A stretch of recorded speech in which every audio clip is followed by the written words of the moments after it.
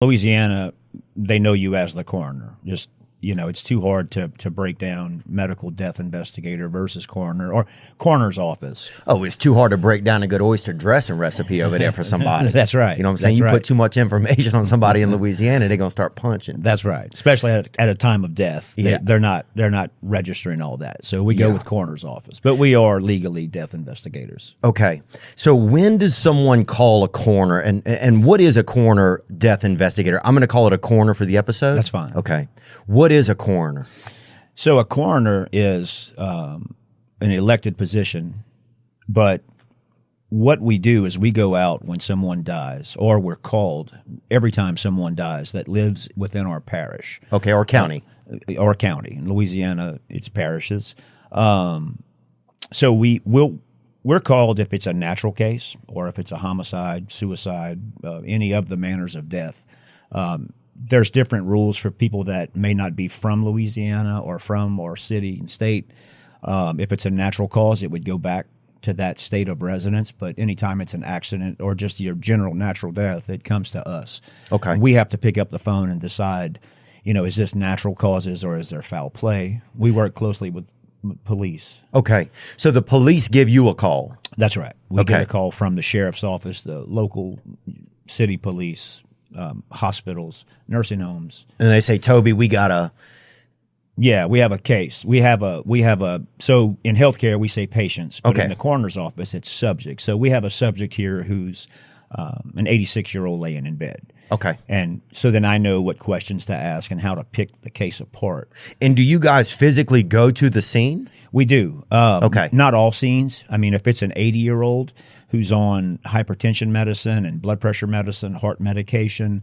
That's a gimme. Yeah. That, has a really, really history of medical history. We don't necessarily have to go out for those. The police are there to call foul play. Right. But if they're laying in bed and they were found by their spouse, it's normally a natural case. If they see something that may look suspicious, then we'll go out. All right. But for the majority of the naturals, we don't. We can release those by phone and direct them to a funeral home. Not even a Zoom. You don't even have to do Zoom or nothing? Nothing. No, we just take the call, get the information. We still investigate the death, but we don't have to go out for everyone. Okay.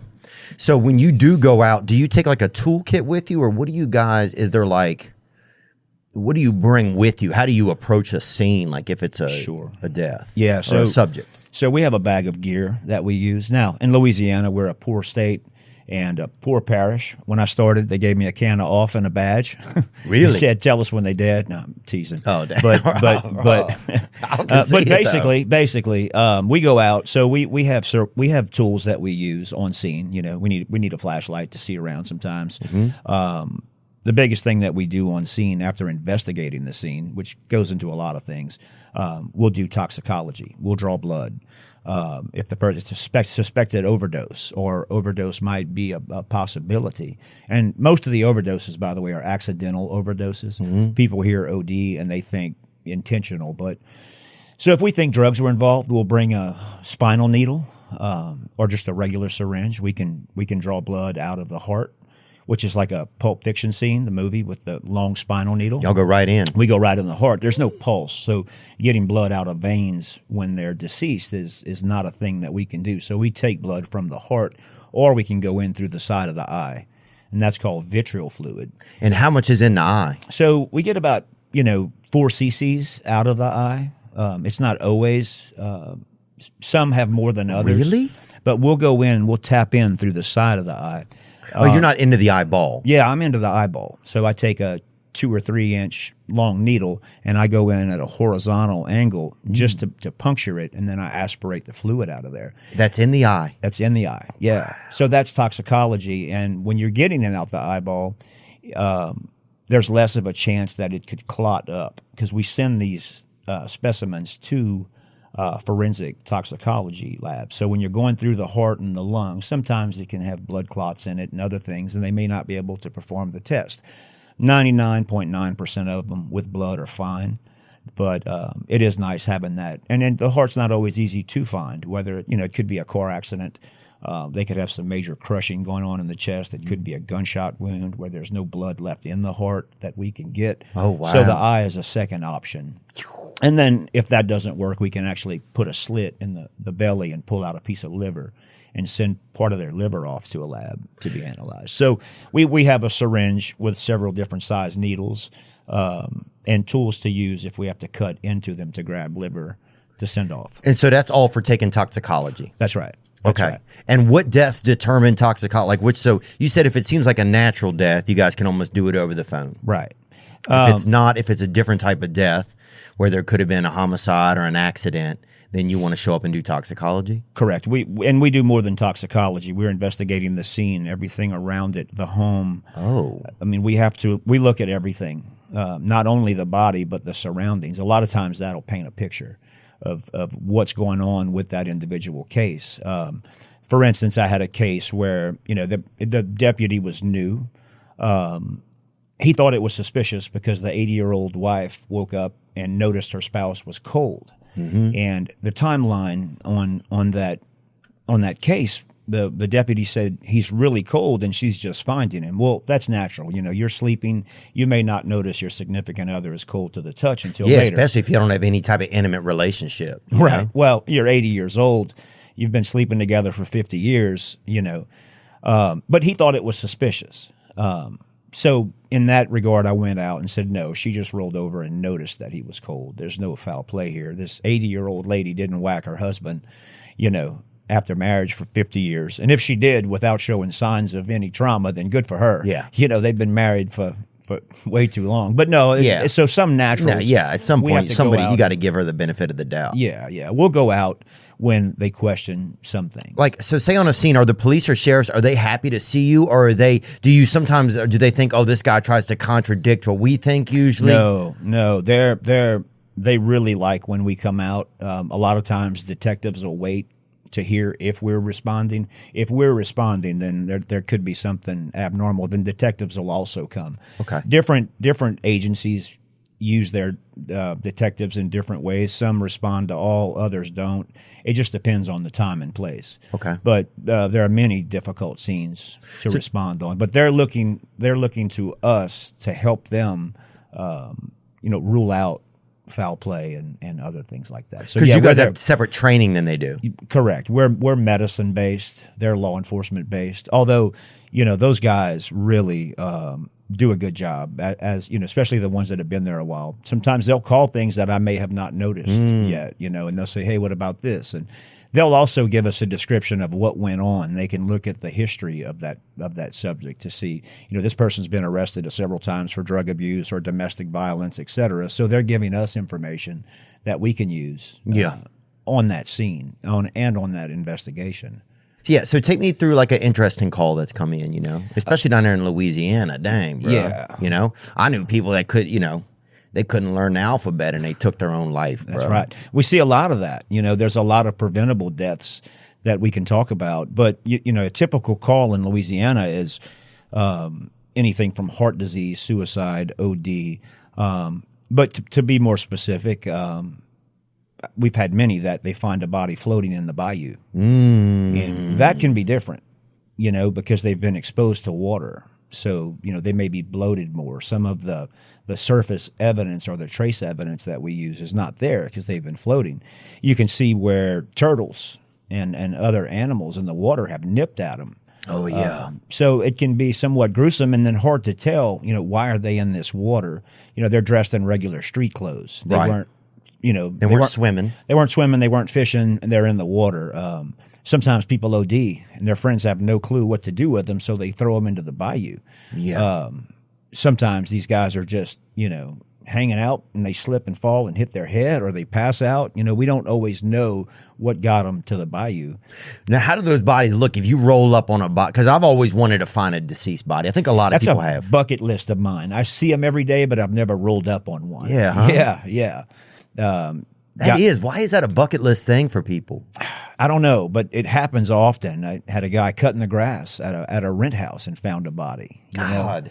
And did he get any intel or he just got lucky? No, he just got lucky. He was cutting grass and boom, he found that body. A lot of times if you work and stay focused and you keep working towards, you know, it's better than some lazy dude who's doing nothing finding a body. Right. At least that guy's out there Right. doing something. Well, when that lazy person finds a body, you got to question, how'd you find this body? True, right. You know, we had that's a good point. We had one recently that was just a driver was passing by, and there was a lady in the ditch. Now, what was interesting was her arms were removed. She was a Mexican female.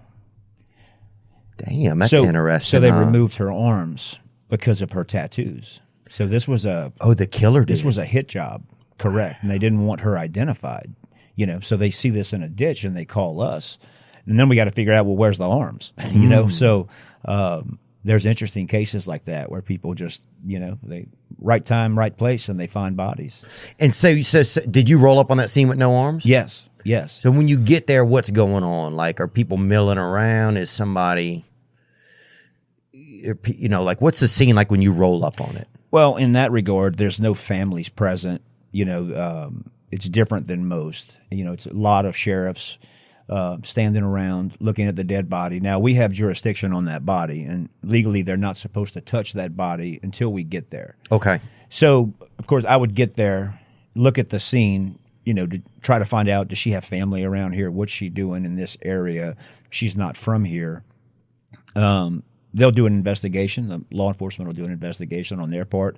And then I'll start looking at the body for obvious signs of foul play. And in this regard, she had no arms. Yeah. So we knew something wasn't right. And it wasn't like an alligator or an animal came out and removed her arms. This was intentional. Wow. You know, so in that case, we would get them to an autopsy. Oh, facility. yeah.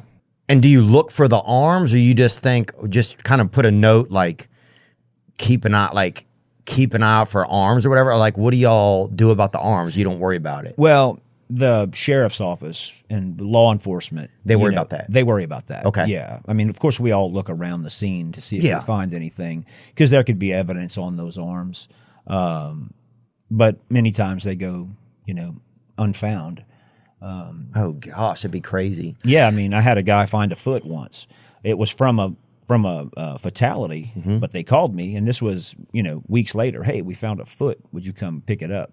They don't want to touch it even, you know. So I throw a bag in my car and I go grab a foot. It's a different lifestyle, you know. Yeah, right. Yeah, you know, if I get pulled over, you know, carrying anything, yeah, man, I got a foot in my car. Yeah, bro. I got a 10.5 in the trunk. Absolutely. Yeah. Absolutely. Dude, that's wild, man. Yeah, that's interesting. And do you put that foot in the trunk? You put it in the back seat? What do you do? Yeah, well, in that case, I figured it would be pretty gnarly, so I actually brought a disposable ice chest and packed it in there, and then got it to the funeral home that they brought her body to. She may have been sent to cremation, but either way, the funeral home would take care of that body part. You know? Okay. And I've traveled with worse. You know, in Louisiana, it doesn't snow often. We had a case years ago where there was an infant death, and the autopsy place is about an hour and a half away from where we live. Okay. Or where we work in our parish. So they had a baby that had passed away, and they asked, hey, it was snowing really bad. Hey, can you meet us halfway with this child? And I'm in my personal car. I'm like, sure. So the baby, of course, is in a body bag. Yeah. So I'm driving down the highway with a baby in my car. And how big's that body bag? I mean, it's like a gallon or something. How big? Well, it's like a duffel bag for a baby. Oh, yeah. But, you know, you get pulled over, and I have an unmarked car. I'm in street clothes or normally scrubs. And, what are you carrying? At least you're not in a Miata or something. Yeah. That'd be the worst, bro. You get pulled over in a Miata and you got a baby in a duffel bag, bro. Well, I kind of went over the speed limit just to kind of maybe, man, if I could only get pulled over here, you know, it would be an interesting case. But, that'd be fascinating. But no, you know, it's sad for when we lose babies like that. But the fact of the matter is the baby needed to go to autopsy, and we'll do anything we can to assist in that regard. And if it meant driving through the snow 30, 45 minutes, you know, we'll do that. Yeah. That's some of the things that we do to help. So your responsibility then, you feel a responsibility to determine how people died, is that it? Correct. We figure out why they died. We put all the pieces of the puzzle together. Okay. Some are cut and dry. You know, we can look at their medication, their age, you know, do they smoke, drink? How much do they weigh? or the unhealthy, you can tell that by their homes too. I mean, so I'm a Cajun investigator, right? The first thing I look at is their fridge. I don't even look at the body. I walk in the house and I open the fridge. Wow. And when there's pizza bones and a spoon in a jar of beans and maybe some rotten Popeyes and a couple of 40-ounce beers, I know this person wasn't living a healthy lifestyle. Yeah, so, I know this person was listening to Mystical too. Probably. That's right. That's right. Anything, so but... I'm thinking heart disease from the get-go. Okay. So, again, we look at their home, the cleanliness, the order of their home. You can tell how people live. So a lot of times the body is a reflection of its environment that it lives in. Absolutely. Wow. So I was called to one case where the deputies said, this case is unusual. We'd like you to come out. And so then I go out, and they had noticed some blood dripping on the floor, blood stains. Out of the body? Just on the floor. Okay, that's all they'd noticed. Right, they saw that, and then the body was an adult male on a couch. Okay. So I walk into the house, and I mean, we're reading everything the minute we get on scene. Even what friends and family are there, how do they look, who's their neighbors, what area they live in. So I walk into the house, and this was kind of in the country, and the first thing I see is he had Mickey's Malt Liquor memorabilia everywhere.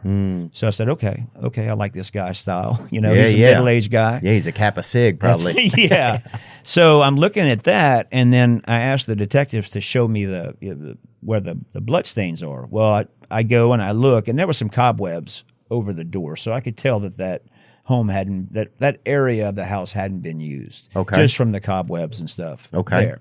But when I opened the fridge, there was an intact hog's head in the fridge with fur on it. Ooh. I mean, that's odd, and then I look in the oven, and the guy's making cracklings in an oven. Now, if you've ever made cracklings, you're stirring those in grease. When you're baking cracklings on a Tuesday night and you save the hog's head to make hog's head cheese later, you're going to definitely have heart disease. There's no foul play here, fellas. And that blood probably came when he was moving the hog's head from the kitchen to from the counter to the refrigerator. Oh, from the actual hog, you think? Yeah, wow. Absolutely. So, again, that's when you on your last limb for a snack, man. Yeah, that's crazy. When you baking cracklings, bro, you're gonna have high cholesterol at a minimum. But again, the blood stains triggered the law enforcement to call, and the fridge told me the story. Yeah, as well as the way the guy lived. He smoked cigarettes. He had alcohol everywhere. The Papa was a Rolling Stone. He that environment told me, what was going on with him. Right. It gave you a lot of clues right there. Yeah, cracklings. You got to have the heat's got to be so high on cracklings, man. You can't do it in an oven, I don't think. I've never tried it. I don't know, but he was. He definitely tried to pull up how to make cracklings. See if you could pull that. I just want to get this recipe. My sister would make them out there. They lived off in Gonzales. So we make them. You get a big, large black pot. Right. You put it out in the yard. You got to cut that stuff up, the fire under it. You cut that fat up, and then you put it in grease. Yeah. And then you just constantly stir that grease. Pour into a pot deep enough that the top of oil is at least 6 inches from the rim. Place over medium-high heat. When the oil reaches 225 degrees, on a deep fat frying thermometer, add the pork cubes and start stirring to prevent clumping. Yeah, so it's high oil. I guess you can bake them if you baked them long enough, but God, that's risky though. Yeah, it can't taste good. I don't know. Yeah, I couldn't imagine it because you got to really get them to pop and stuff. I just couldn't imagine them doing it well. And you do dumb shit when you're drinking. Maybe it was one of those nights like, hey, let's bake some cracklings. Yeah. Who knows? Let's give it a run. Yeah. Yeah. Yeah, I don't know if it did. And now, did that fella have a wife or do they seem kind of lonesome? No, he was single. He did have a family, children, on scene, but he lived alone. Now, say if you pull up on let's go back to that water body, right? Right. What happens to a body when it's in water? Because I think sometimes a lot of people fantasize. That's one of the fantasies. I'm gonna find a body. Right. It's either in the woods by the interstate, or I'm gonna walk down by a creek bank and there's gonna be a body right there. I think that's some of the general fantasy of humans. What does that body realistically look like, depending on how long it's been in? Yeah, so it bloats. You get a lot of bloating in the water. The whole body puffs up. Normally, the tongue protrudes out. Ooh, you don't think about that. The gases and the gases and the decomposure, the bodies sink and then they rise when the gases start to fill up the body, and that's when we find them. A lot of times they'll be snagged in branches on a bayou or in a river, but that body's going to bloat a lot. And then again, turtles and other animals out in the water will start pecking at them. So it looks a little bit more traumatic than it is. But if we're unsure, we can always send that body to autopsy to try to determine exactly what happened. And they'll take them apart. And a lot of times they'll cut into their heart and realize, well, this guy had a massive heart attack. I see. So there was no foul play. Or he's full of drugs and there's no external trauma, so nobody hit him in the back of the head and threw him in there. Yeah, maybe pull up a little water bloat for us. Ooh. Yeah, so that's, you Wait, can that find guy on the anything left? online these days. That dude looks like a Simpsons character, huh? He does. Sorry to say that. I feel bad. It's a human being. Oh my gosh, dude. So we go from looking pretty healthy to not healthy pretty quickly. I mean, that's unbelievable. Yeah, and especially in Louisiana, it's so hot and so humid, and you'd just be amazed at people that live with no electricity. Oh, bro, if you leave a baby in the yard for 30 minutes, bro, it'll have algae on one side of it. Yeah. I mean, it's just like that. Nature really reigns supreme down there. It really does.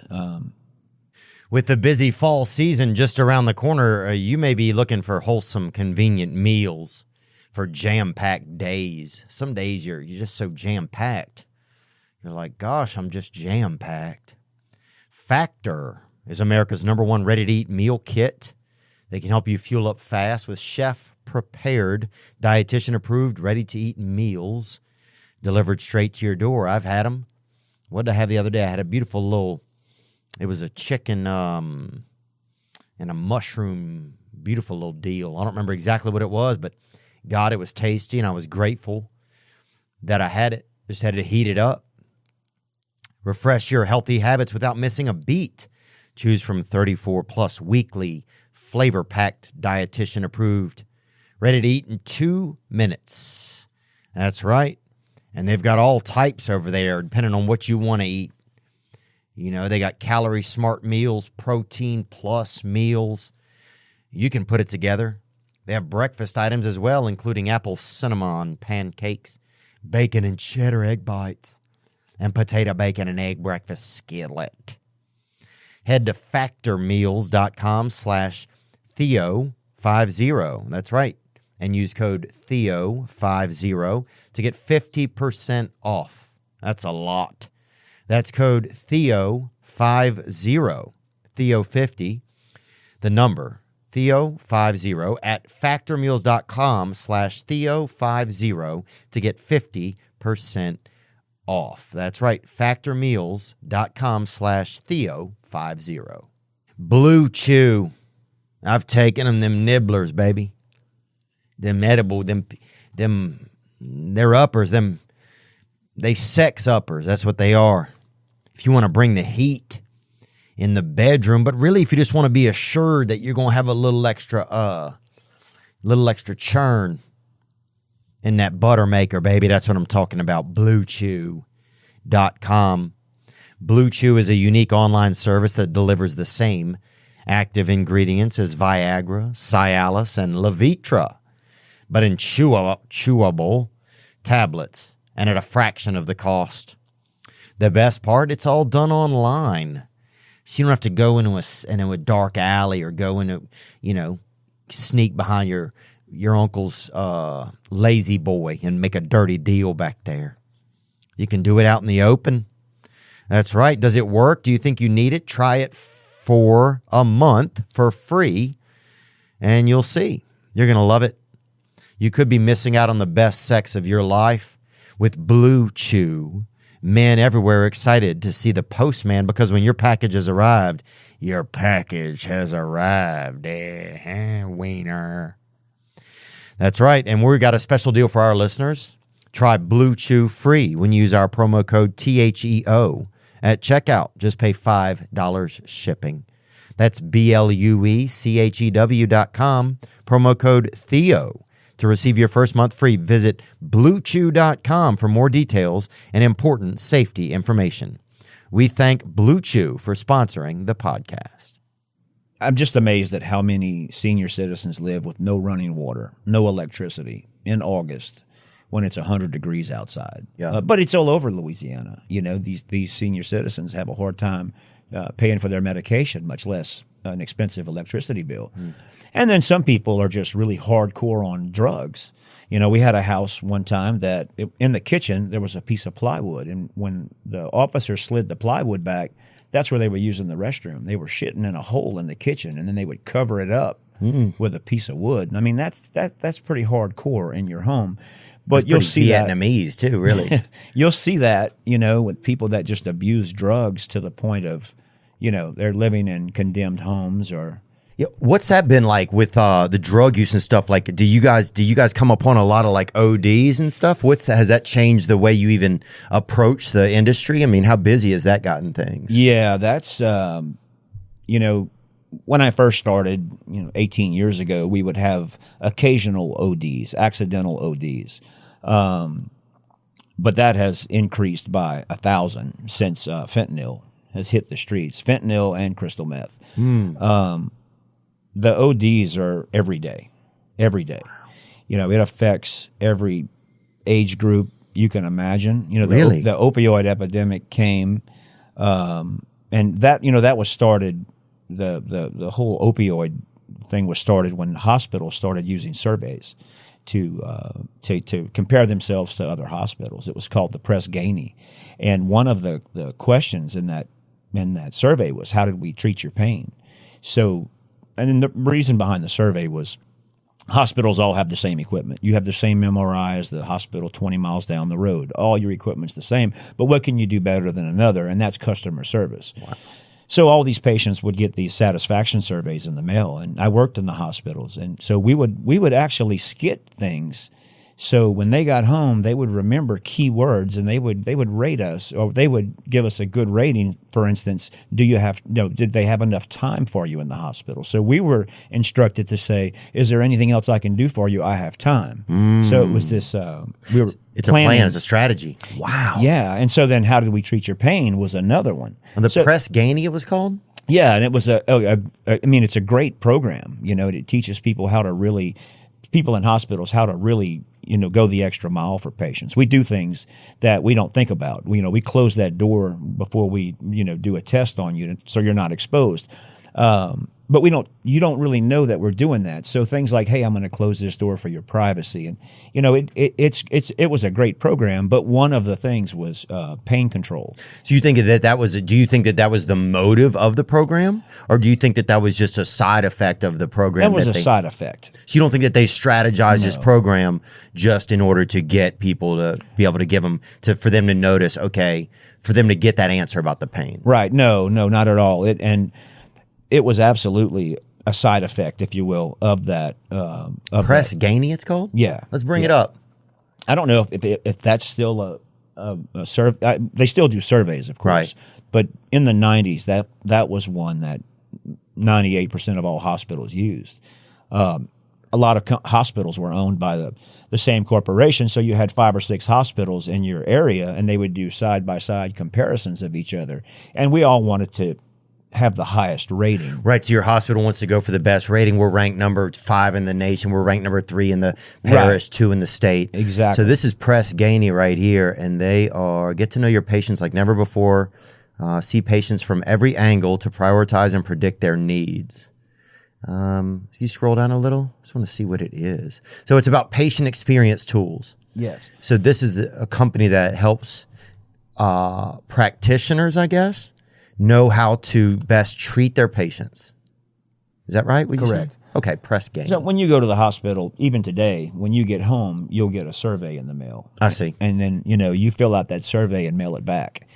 Same as when you call AT&T and they say, would you hold, to complete this customer service survey? But so then, how did we treat your pain was one of them. And so then physicians started ordering more pain medication, not intentionally to hurt the patient. This wasn't the goal.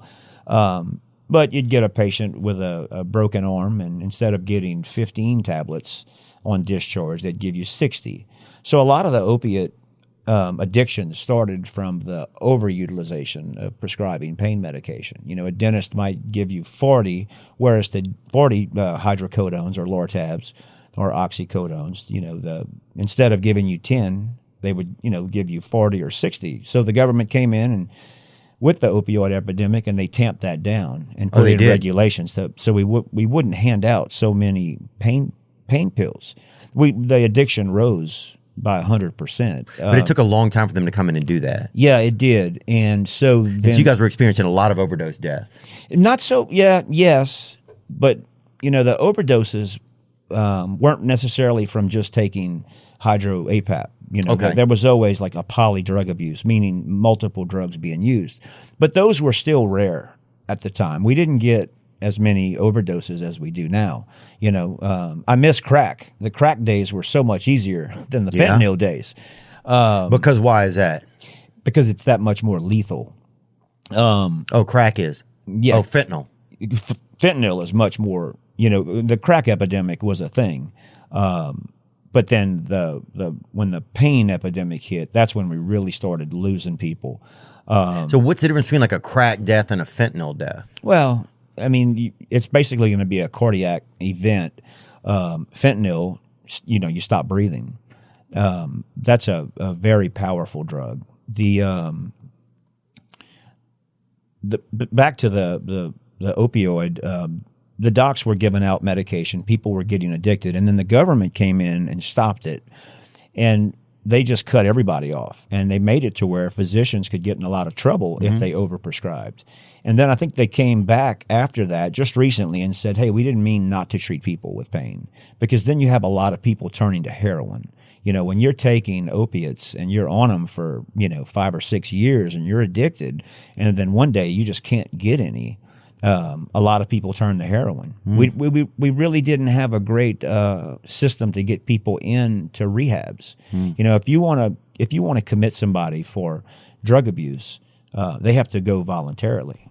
And you can imagine that not everyone wants to go. Another role of the coroner's office, we have the ability to remove you from we can take you and send you somewhere against your will. Yeah, and that's the other arm of the coroner's office. Oh, I didn't know that at all. But how do you get those calls? Because you'd think the coroner or death investigators are just getting called about death. So who's calling you? Yeah, well, law enforcement, they know that. Oh, they say, hey, this guy over here, we think he should be 5150'd or something? Yeah, he needs to be in a hospital. Okay. We need to get him to an ER and into a psych hospital. Can you guys help us with that? Right. So that we fill out paperwork, the coroner actually signs off on the paperwork, and then the police can go and remove you against your will and bring you to an ER.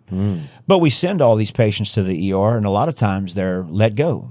You know, I can have a 18-year-old girl that's shooting heroin and smoking crack and drinking, and she gets to the ER and they say, well, yeah, you have a problem, but drugs are your choice, so therefore I'm going to discharge you. And the reasoning behind that is we have a broken system. I don't know how you fix that. But so then they get to the ER, and the ER doctors know I can't force this person to go to rehab. You know that if you want to quit, it has to be your decision.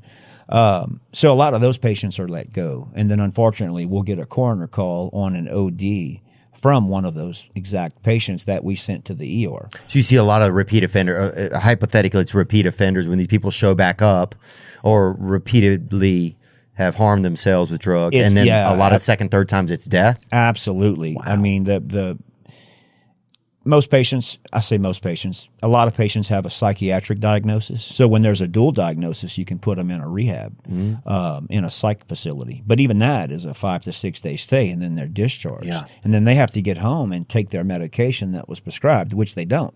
So then they end up coming back through their coroner's office and going back to the ER. You know, some of these guys on drugs, there was one that really, that was really hard to deal with recently, was a veteran. I know his family. They had played some audio recordings of this guy just crying at night, saying he needed help, but then he would turn to meth and get high and then refuse help. Yeah, I mean, this guy had kills under his belt, you know, and we don't want to label people, well, he's just a meth junkie. I mean, these people all have problems, and they didn't they didn't grow up saying, I want to be this person. But this one in particular, went to Iraq and killed some people, and now he's back and he's messed up and he can't make the right decisions, and eventually he'll die. But he has to ultimately agree to go get help. So it's a hard process on some. Yeah. We lose people. Yeah, and it's tough waiting for somebody to get well enough or have enough of a breakthrough their own vision or perspective to see that they need help. That's the hardest thing to try, and you can't really influence anybody, I mean, you can, but it's just, nobody wants to hear that. People don't want to hear often you need help. They just don't accept it, or, yeah, or they're too drugged up sometimes. Yeah, and you do interventions and stuff, and sometimes people don't want that. I tell families, because we have them where, the families will send them, they'll go to a psych unit, then they'll get out and they'll die, either by suicide or drug overdose. And a lot of times I'll tell families, look, you have to try. You have to try. You can't force your child to go to drug rehab. A lot of people are nervous about sending people because the sheriffs show up and they put you in a court and they bring you to the ER, and a lot of families just are scared to do it. And I always tell them, we don't know the outcome of this, but you have to try. Yeah. You have to get them in front of somebody professional. And if they get out and they keep doing the same thing over and over, at the end of the day, you tried. Yeah. Yeah, man, that's such a battle. It's heartbreaking to see the effects of all that, of all like the opioid epidemic and just all the fentanyl deaths.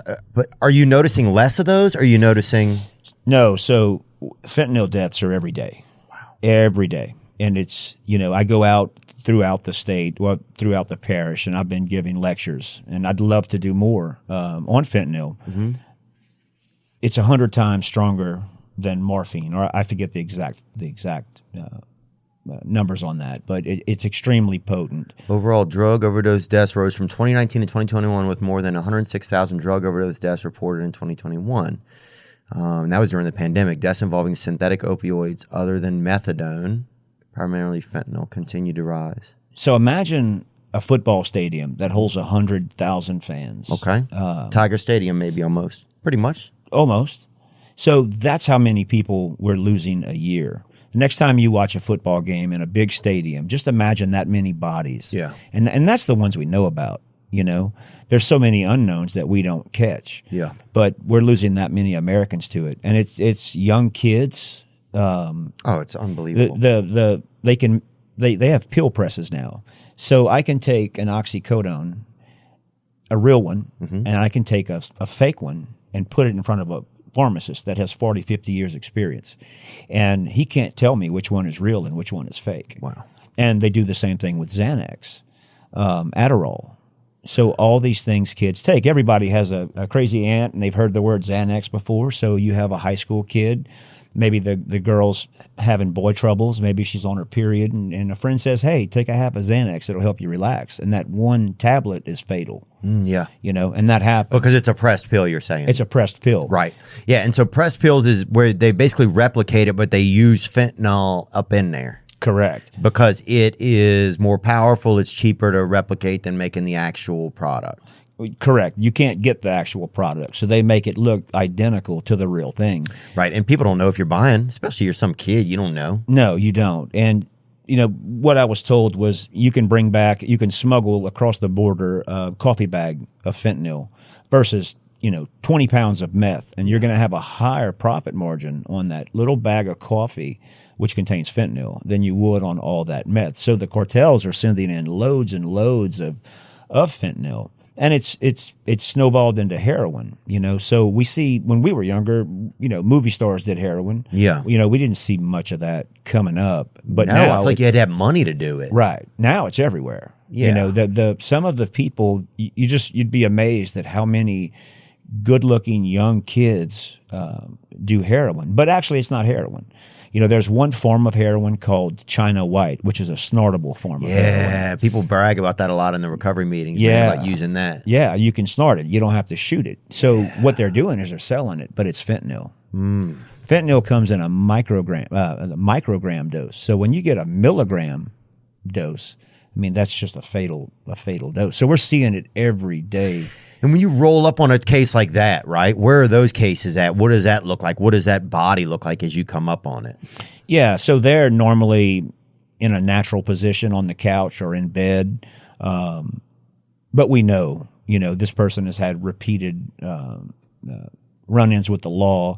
A lot of times we'll see the evidence. They have a belt. They've been shooting up. They have their belt. They have their syringes. And again, nobody touches the body until we get there. And I can talk to the family and get it out of them.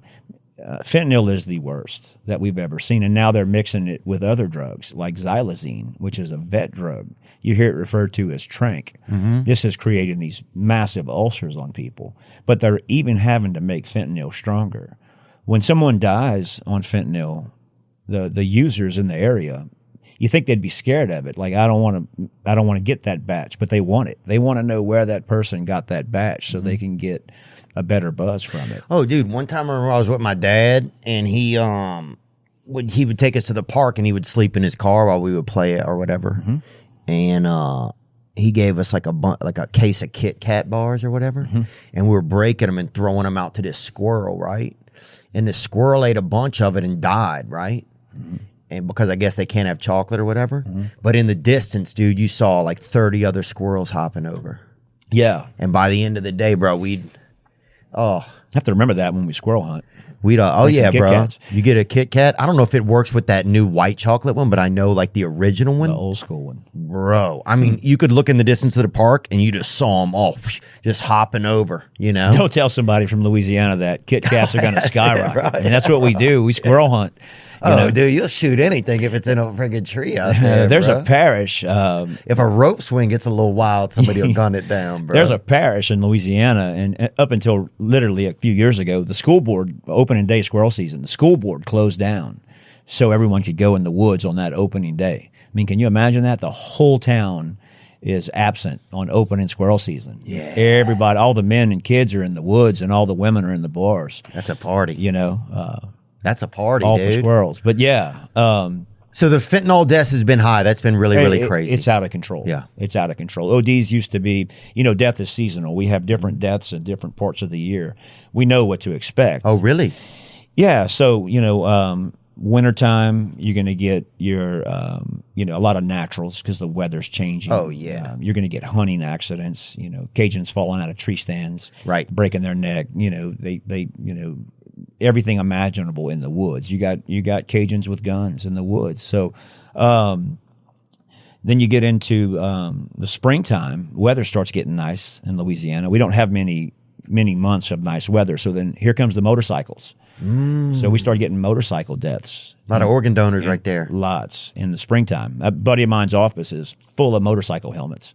And I asked him one day, I'm like, why do you have a motorcycle? I mean, literally around his whole office. And he'd run an autopsy clinic. And he said, I just keep the helmets on all the ones we do. Yeah. So that's a little bit of a collector's item he's got going. Yeah. So those all had living people in them that died on motorbikes. Absolutely. Yeah. Motorcycles are dangerous. And I'd love to own one. But in Louisiana, we have so many roads that pop out on major highways. And you're doing 60 miles, 70 miles an hour on a motorcycle and a car pulls out, you're done. Right, yeah. But we see that in the springtime. Summertime, we see drownings. So every season brings its own type of natural. Yeah, manners of death. Manners of death. The holidays are expect the unexpected. Really? You get the most brutal, tear-jerking, sad cases, especially around Christmas and New Year's. Whether it's take me through something. Yeah, so a family, you could have, a family dies or children, a lot of children. So a family that mom and dad have 3 or 4 kids. 3 or 4 kids are killed 2 days before Christmas in a car accident. I mean, how do you deal with that as a parent? It's hard enough to lose one, much less all. But again, that's the holidays. We get these heart-wrenching cases. I always tell people to expect the unexpected and during the holiday time. You really have to be careful. In Louisiana, we drink 24/7, all day. Oh, yeah. It's just what we do in Louisiana. And so driving, a lot of people going to Christmas parties and events. They pull out in front of drinking somebody. And driving. There's preventable deaths. And oftentimes I'll tell friends and family that, if you have to go somewhere and it's a 2-lane highway versus a 4-lane, even though it might take 15 minutes longer to get to your destination, take that bigger highway where you're not one-on-one with traffic. Because I guess that 70% of the cars you're passing are drivers under the influence. And that's all year long. I mean, you realize how close you come to other cars when you're on a back road, you know, trying to get somewhere. Well, especially in Louisiana, bro. Yeah, there's no lights. The roads are dark. And also, I remember even back in the day, man, when you got out of work, you got a freaking beer. Yeah, you'd see people all the time driving home at the stop, going across the causeway or something, and they wave at you and they show you their beer, bro. It's part of the culture. I don't know about anywhere else, but in Louisiana, we have places where you can pull up drive-in windows and get margaritas. That's just common. Oh, you could stick your head in a stranger's fucking house window and they'll put a shot of brandy in your throat. That's right. You know, if you need it. So yeah, that's just Louisiana, bro. It's just part of it, you know. I think. So that makes road safety that much more dangerous. Take me on has there been a case, like, take me on a kind of a heart-wrenching case, you know, and I don't know, I feel horrible even saying that, like, but take me on one that really took your heart out of your body, man. Well, first I want to give my condolences to the police officers that have been shot. Lately, where I'm from, the parish that I live in, neighbors of our parish is next to us. Were you on Vermilion? Where are you guys? In St. Landry. Okay. So Lafayette Parish, Evangeline Parish, just in the last week, they've had 3 or 4 incidences where officers have been shot and killed. So it's really sad. You know, those are always tough. Police officers are good guys.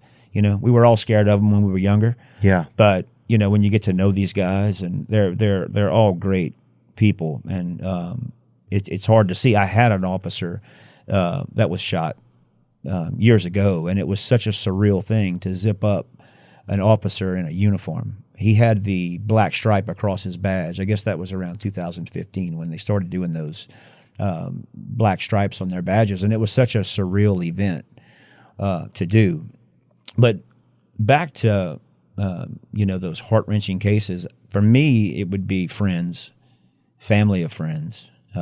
Yeah, if you had to roll up on somebody and then it's somebody you know? Yeah, that's the thing is when I'm getting to a car accident, you know, in my hometown, I start seeing cars that I recognize. And as I'm walking up to the wreck, you know, I might see a Nissan Altima or something. And oh, yeah. For a minute, your heart drops like, oh, is that so-and-so? My best friend lost his wife unexpectedly. And so they had moved in from Tennessee, and he had lost his wife unexpectedly, and that was really hard. They had, you know, 3 young children at the time, and it was hard dealing with that case. A 13-year-old girl taught me more that night than, I mean, still to this day, when it was right around Christmas, and I can remember having to take them to the ER to show them their mother, and it was tough. She said, Mr. Toby, all I want for Christmas is my mom. And, you know, we put so much effort into Christmas and presents and holidays, and here I have this 13-year-old girl. It really puts things into perspective for you, you know. And still to this day, I do my job because I was able to save my best friend's life by being able to remove him when he was depressed. You know, suicide is real.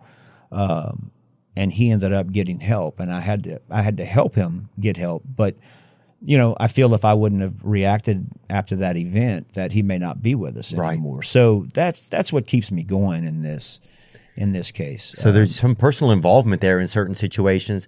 Your ability to, you guys are like, oh, well, if there's drug use here, I can help send this person, or, you know, help commandeer them in a direction maybe that could help them if they're willing to go. If there's like if I'm associated with someone who's passed and I'm associated with a friend, I can lead them into therapy or keep tabs on them. Or I've seen enough instances where you statistically know, hey, bud, there's probably a 50% chance you're going to stay alive after you've lost this person in your life. You really need to keep tabs on yourself or get some help. Absolutely. Wow. Absolutely. That's funny. I didn't know the coroner, you know, I didn't know some of the access points that they had and some of like the direction signs that that the coroner's office can point people in, you know. Absolutely. You don't think about that. You just think about somebody rolling up, and making a call, Right. Like Satan's line judge, you rolling up and you just the referee. And Right. You call them into heaven or you call them out. Only the coroner can arrest the sheriff.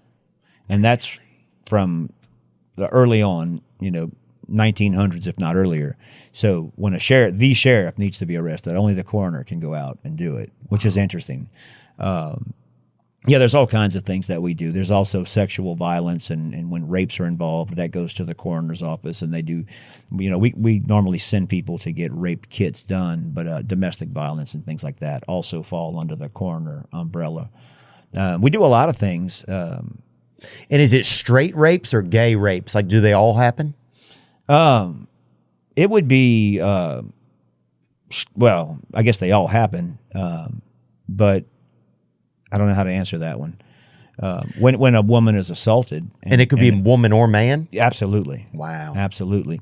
We'll refer them, to an ER where there's the appropriate staff to do that. We're rural. We're a rural coroner's office. So now, how can somebody trick you? How do they trick the coroner? Say there's a police officer or something, right? Or somebody in a town wants to trick the coroner. A body is deceased. Okay. And they want to, and maybe they did it, right? Mm-hmm. Or there's some espionage going on. How do they get it past the coroner? Because I've heard that if you can trick the coroner, sometimes you could get away with murder. That would be a true statement, but it's hard to trick the coroner. Right. I don't know that. Well, if someone does, we had a case, for instance, where the wife shot the man. And he was laying there, deceased. He was a farmer. There was a shovel on the ground. And, farmers don't put their tools up dirty. They're going to clean that shovel before they put it up. So there's a muddy shovel laying on the side of a deceased man. And the wife said it was self-defense. So when we walked up to the shovel, we just picked it up and dropped it from, 2 or 3 feet, and all the dirt fell off. So you mean to tell me you shot him twice?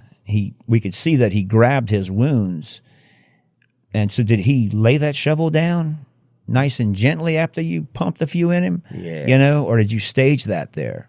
So things like that, that always don't make sense. You have to really think about some of those things. But we have ways we can tell. If, let's say you strangled someone or you used a pillow, there's no, that's one that's often thought about. When we're doing our assessment, we can see a thing called petechiae. So it's basically retinal hemorrhaging. So when we look into the eyes, we'll see little red dots, and we know that person was strangled or suffocated. Dang. So let's just say I kill somebody and then I hang them. Mm-hmm. Well, I can tell if they were breathing when they were hung versus not, and that's all based on that retinal hemorrhaging. Really? Yeah. So we have a lot of.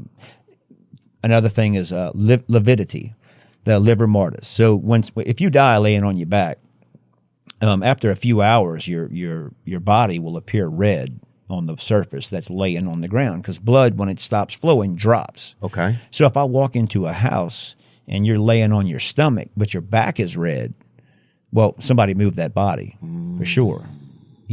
So we can tell when people try to, and a lot of times they rolled them over to do CPR. Most of the time it's innocent, but there's ways to tell. So that's when the forensics come into play. We look for deception when we're talking to people. We get stories from family members, and even social media. You'd be surprised that since the evolution of social media, that how much that helps us. Yeah, I saw that they had that case in South Carolina, that Murdaugh case or something. Yeah. If you saw that or not, where the man allegedly killed, and I think he was convicted of shooting his wife and son. Mm-hmm. But they had some social media of the kids where it had been a few minutes earlier, and they could hear the dad's voice in the background, so they determined that they had been in the same space at the same time or something. Mm-hmm. Cell phones, Facebook. I've had a case where the guy posted, "I'm sweating like a whore in church," and then he's found deceased, and he's holding his chest. Well, that tells me he had a heart attack after I examine him and rule out foul play. Maybe an adult saying, "Man, people like to say, how bad they feel on social media. My leg's killing me today." Well, we can tell if they threw a blood clot So when somebody throws a blood clot, they have this cyanotic or bluish color from the nipple line up. And that tells us, okay, they threw a blood clot. What does throw a blood clot Well, mean? so basically a piece of fat gets clogged up in your pulmonary and cardiovascular system, and you die. I mean, it could happen to any one of us at any second of the day. Oh, God. I mean, you throw a blood clot, it's called a pulmonary embolism. And what should you do right when it happens? What do you do if you want to live?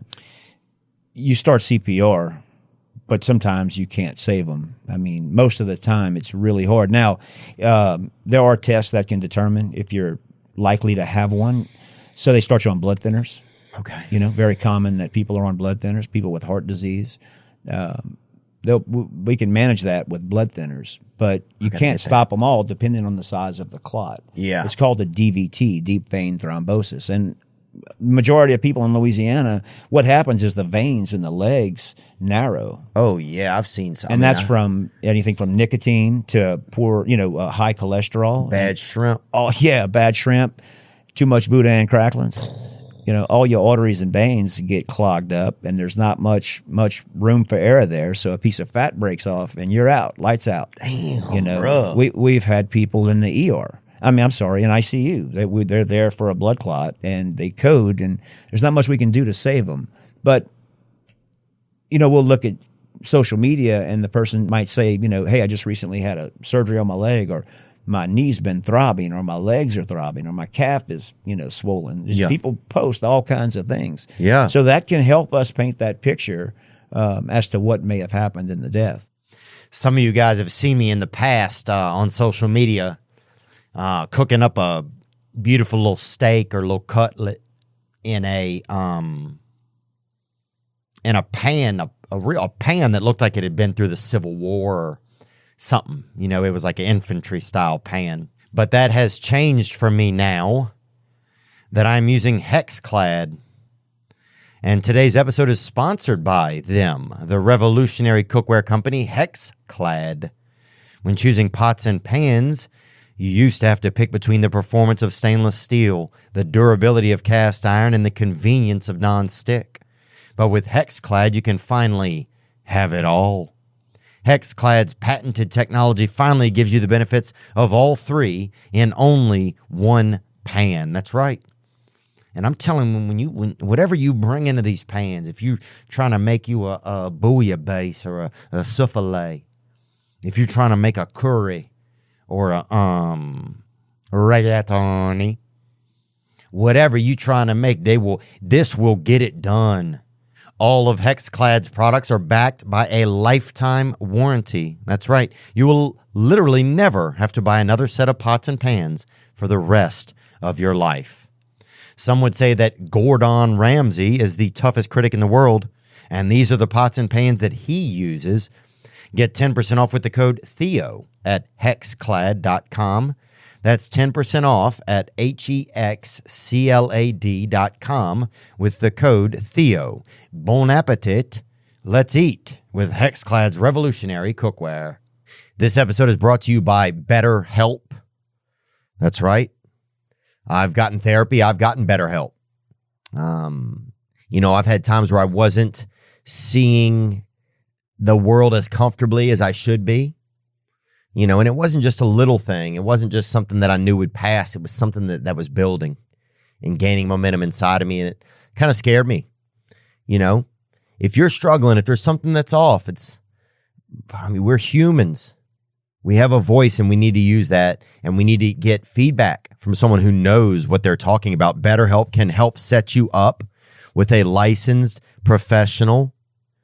That's right. It's entirely online, designed to be convenient, flexible, and suited to your schedule. Just fill out a brief questionnaire to get matched with a licensed therapist, and you can switch therapists at any time. There's no charge. And I want to iterate that. If you are going to a therapist and it's super comfortable and easy, but nothing's changing, then that might not be the best scenario.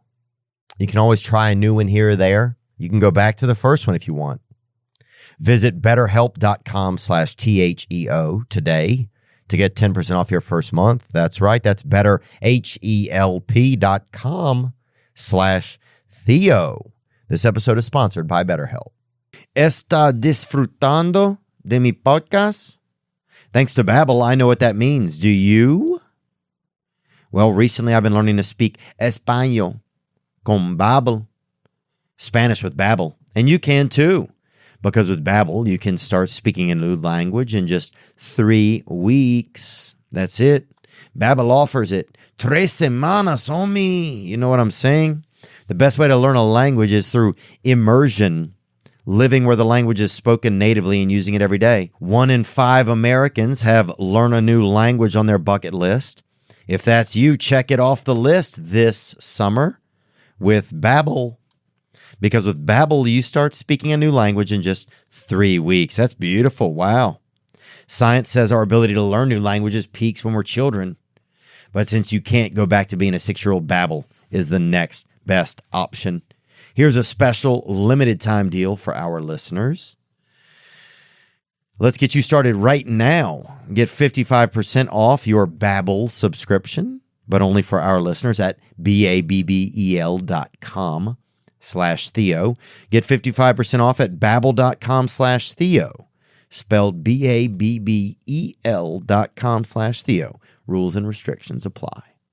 Wow, the coroner. So, yeah, I guess there's a lot more to the coroner than I thought. You know, there's a lot of avenues going on over there. It's a lot of investigation, you know, into very basic stuff like home appearance, body appearance, you know, weight. Were they compliant with their medicine? Did they see their doctor? Did they go to the doctor often?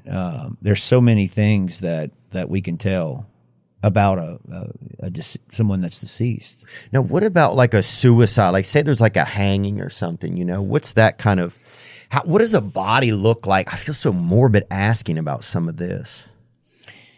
Yeah, well. How much would you be surprised what bodies look like from certain events? That's what I think because in my mind, I envision walking up on a body and it's still like, oh yeah, that's Jerry, right? You know, right. But would you even know a lot of times who the person is? Absolutely, you can tell who they are. Things that change are their eyes. We call that fixed and dilated. Okay, you know, their eyes are open and staring into space. Their pupils have dilated. So you know, their face kind of has a different appearance, or we can tell by their eyes that they're not with us. That's actually what he's looking at there is the retinal hemorrhaging. Wow. So if you try to suffocate someone, or when they hang, they'll have those retinal hemorrhages from the veins in your eyes.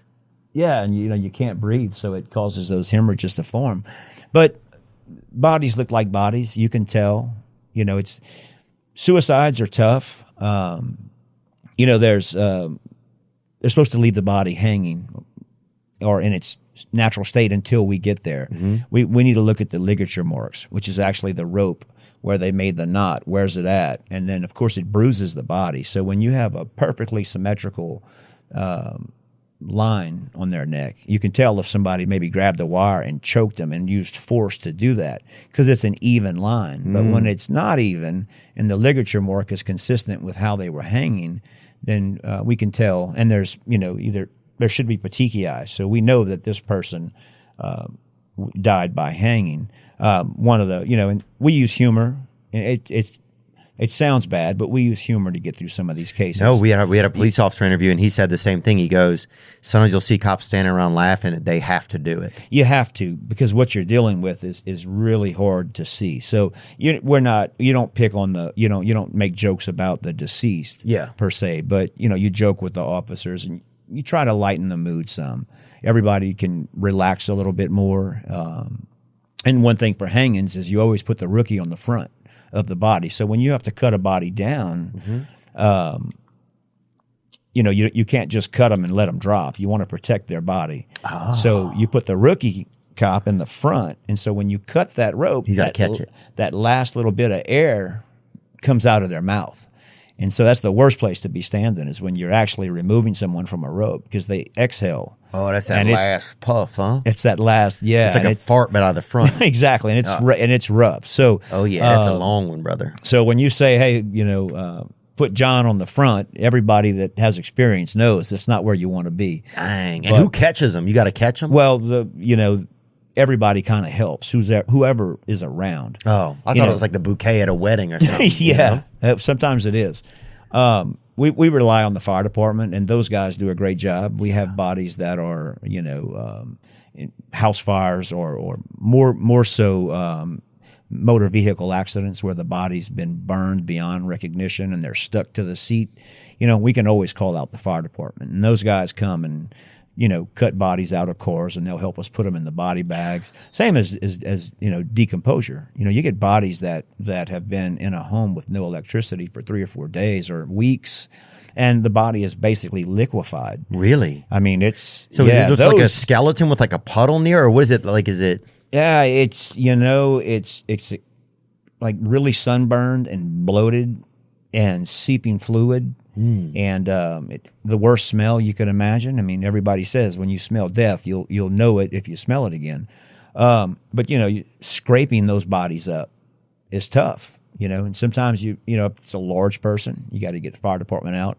Recently, I had one that was up a staircase that kind of like the one you have here that spins up, and the person was 300 pounds. So we had to call in some extra muscle to get that subject down. So fire department really comes out and helps us. And how big's a body bag? If it's a body big, do y'all make big bags? Yeah, they make small, medium, large, and extra large. For those people. You ever needed to double bag somebody? Yeah, it depends on the body bag itself. We can do things to when it's really messy, suicides, gunshots to the head. We can wrap the heads in bags before we put them in the body bags. And things like that. And that body bag in some ways is a very, very sacred thing. Not sacred, that's the wrong choice of words, but that's where all the evidence is. So if you're working a homicide, when you put that body in that body bag and seal it, only we can do that. And once it's sealed, it's not allowed to be broken until it gets to the autopsy facility, because you'll have evidence on that body. Even maybe the sheets they were laying in and all that can go into a body bag. And we've had cases where the funeral homes, for whatever reason, wanted my new body bag. So they would take the person out of the body bag and put them in an old one that's patched up with duct tape and send them to autopsy. And you can't do that. Just to save the money? They wanted to keep the bag you had? That's a nice bag. I'm going to keep that one and throw them in this one. You can't do that. That's really important evidence. Body bags are an important thing that we use. Sometimes it's just to get the body out where there's a lot of people around. So we'll put them in a body bag, or on the side of the road, we'll have them put into body bags. But they're also used in the collection of evidence. And so when you open a body bag up, you're getting everything in there, and an officer walks through the body bag, it's like, man, you just walked through my evidence. Are you shocked sometimes by like the ineptitude sometimes of certain newbies or just whatever on forces? Yeah, and you learn to deal with it. Not people just don't know. They don't know what they don't know. Agree, man. But I've had. So when I see an officer struggling in a home and the smell is really bad, if I see you struggling, I'm going to slow down because I can deal with it. I've trained myself to where the smells and things don't bother me. But I'll watch that officer kind of eyes are getting watery. Their face is red. They don't like where they're at, and I'll kind of slow my investigation down. Like, what's his date of birth? And let me go dig for that. So just as a way to kind of help him. Well, no, I put him through it. I put him through it. I'll slow down when I see him struggling. You're gonna make him put him on the grill a little. Yeah, that's right. Dang, that's right. Boy, do you know where his last address was? And they oh my god, I just want to get out of here. Yeah. But I've had officers throw up on bodies. Really, right on top of the body. Yeah, and we're sending that to autopsy. So it's like you just put all your DNA on there. It's like a baptism at Arby's, baby, right there. That's horrible. Yeah, well, speaking of Arby's, we can talk about that one later. But what happened? There was a death at Arby's? Yeah, in Lafayette. Oh, of course. They found a lady in the cooler. Did they? Yeah. Wow. Yeah, we got to meet, huh? Yeah. I mean, poor thing though. She was stuck in there. And she got stuck on accident? Yeah, I think the lock malfunctioned and they found her the next day. But that was in a small town. Ooh, there's a dead body in Arby's. I mean, even my brain went to, oh man, did somebody put her in a freezer? I'm not thinking walk-in cooler. I'm thinking small cooler. Here we got it right here. New Iberia, Arby's manager who died in the freezer. The family's attorney inspected the Arby's this week and is now telling all. As part of his inspection, attorney Paul Skrabanek locked himself in the Arby's freezer to get a sense for what she went through in her last moments. The thermometer read between -20 and 30 degrees. As soon as they opened the door, I got a feeling that I didn't want to be in there with the door shut. Pierces your clothes, you go stiff. He was in the freezer for 4 to 5 hours. Is that what it says? Go back. Schematic says, oh, the woman was in there for 4 to 5 hours. The employees that was that there. It's under my understanding from talking to one of the employees that was there with her son when he found her that she had completely frozen. Wow. Hypothermia. Do you think that's a nice way to go, kind of? No, not at all. I mean, look, you ever get cold? I can't imagine, what that poor lady had to deal with. Yeah. In that circumstance. And her son is just tough. It's tough. What does that body look like? Did you roll up on it? No, that was in another parish, but I'm sure she was cold and stiff with,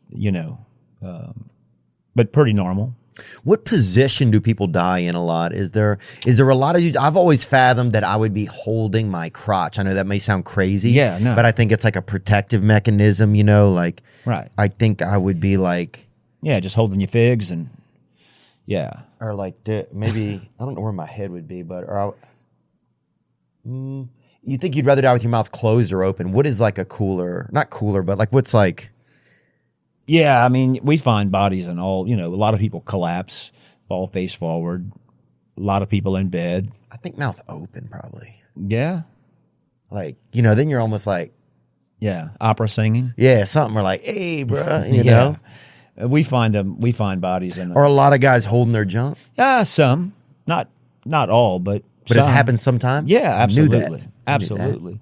Yeah, I always wonder: is there a position that's best? Say I'm going to die, right? Right. And the last thing that I can do is be helpful to the people that are going to find my body and to the coroner's office. Mm-hmm. What's the best way for me to die to make it easier on whoever's going to? The best to make it easy on you guys and the staff. Well, I guess die in a bed. Okay. That's the easiest way. That's the best way. It's clean. You have covers over you. It's easy for the family. Yeah. Families oftentimes want to see their loved one. We have to clean them up to a degree. Sometimes they can't see them, because it's such a morbid picture. But dying in bed is very common on your back. One time I had a guy die standing up, and I'll never forget that.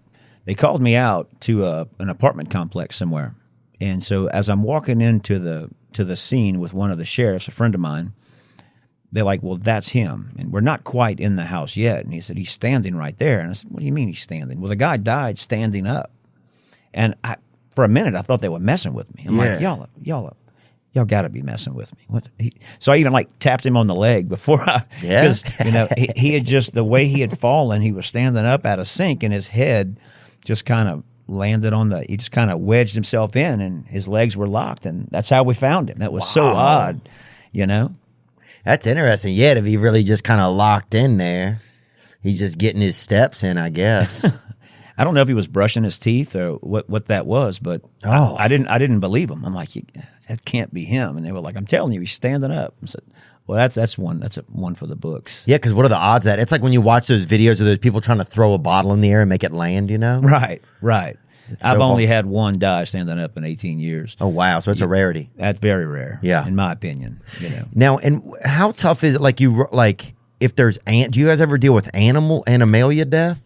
Yeah, so do you guys, does coroner deal with that too, or no? Yeah, we deal with all deaths. So now, don't get me wrong, we've had people call us because they have a dead dog or they got bit by a dog, and it's like, oh, you call in the coroner's office. Go to the ER. Yeah, call your neighbor and call him an asshole. Yeah, that's what's happening. But no, animals. Well, so if you die in a home that's locked with animals, those animals will eat you really fast, especially a cat.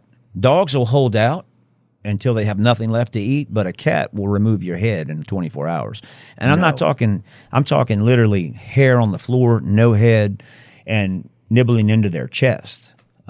Even cats that were loved by their owners, or is it just cats that you think had something with the owner and they're gonna say, this is my time? Yeah, no, they're absolutely feeding on you. I don't care how much you love that cat and that cat loved you, he's gonna eat you.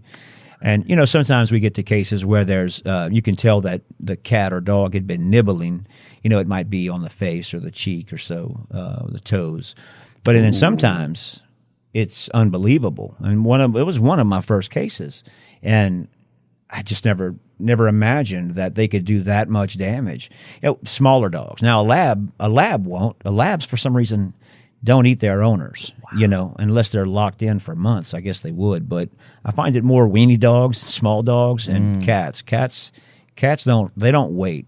You know, it's like a coon ass around a barbecue pit, a Cajun, I should say, around a barbecue pit. They smell that odor and they start nibbling. So yeah. People start snacking early. They want an appetizer. Next time you're petting your cat, just know that when you die, he's gonna eat you. He's gonna pet you back with his teeth. Absolutely. What? And how soon after? We talking 30 minutes after? Probably an hour or two, I guess. They start. I knew this about cats. They start nibbling, and I love my cat. You know, we have cats and dogs. How could you still love your cat knowing how they're gonna be? Yeah, I don't care if they eat me after I'm dead. You know, that's cold as hell, bro. Well, think about that, man. My buddy dies, bro. We've been friends forever, right? He's laying there, dude, and I fucking carve a little bit of him off. Yeah, it's pretty intense. I make a fucking sandwich or something out of my boy, fucking Randall. Yeah, well, they after an hour. They do it. They do it. You know, I'm kind of new to cats. We just got one to keep the mice down, but yeah. Oh, he's gonna keep the mice down. Or he's playing the long game though, dude. Yeah. That's when they lay on your wrist, they checking your blood pressure, dog. That's what that cat's doing, bro. They're waiting for you. They licking their lips. Wow. As is the weenie dog. But the weenie dogs will do it too? Yeah, small dogs. I find that small dogs, well, they'll jump up on the lap of their owner and, you know, I guess start nibbling. And will they eat the wiener, the junk too, or no? I've never seen one, but absolutely.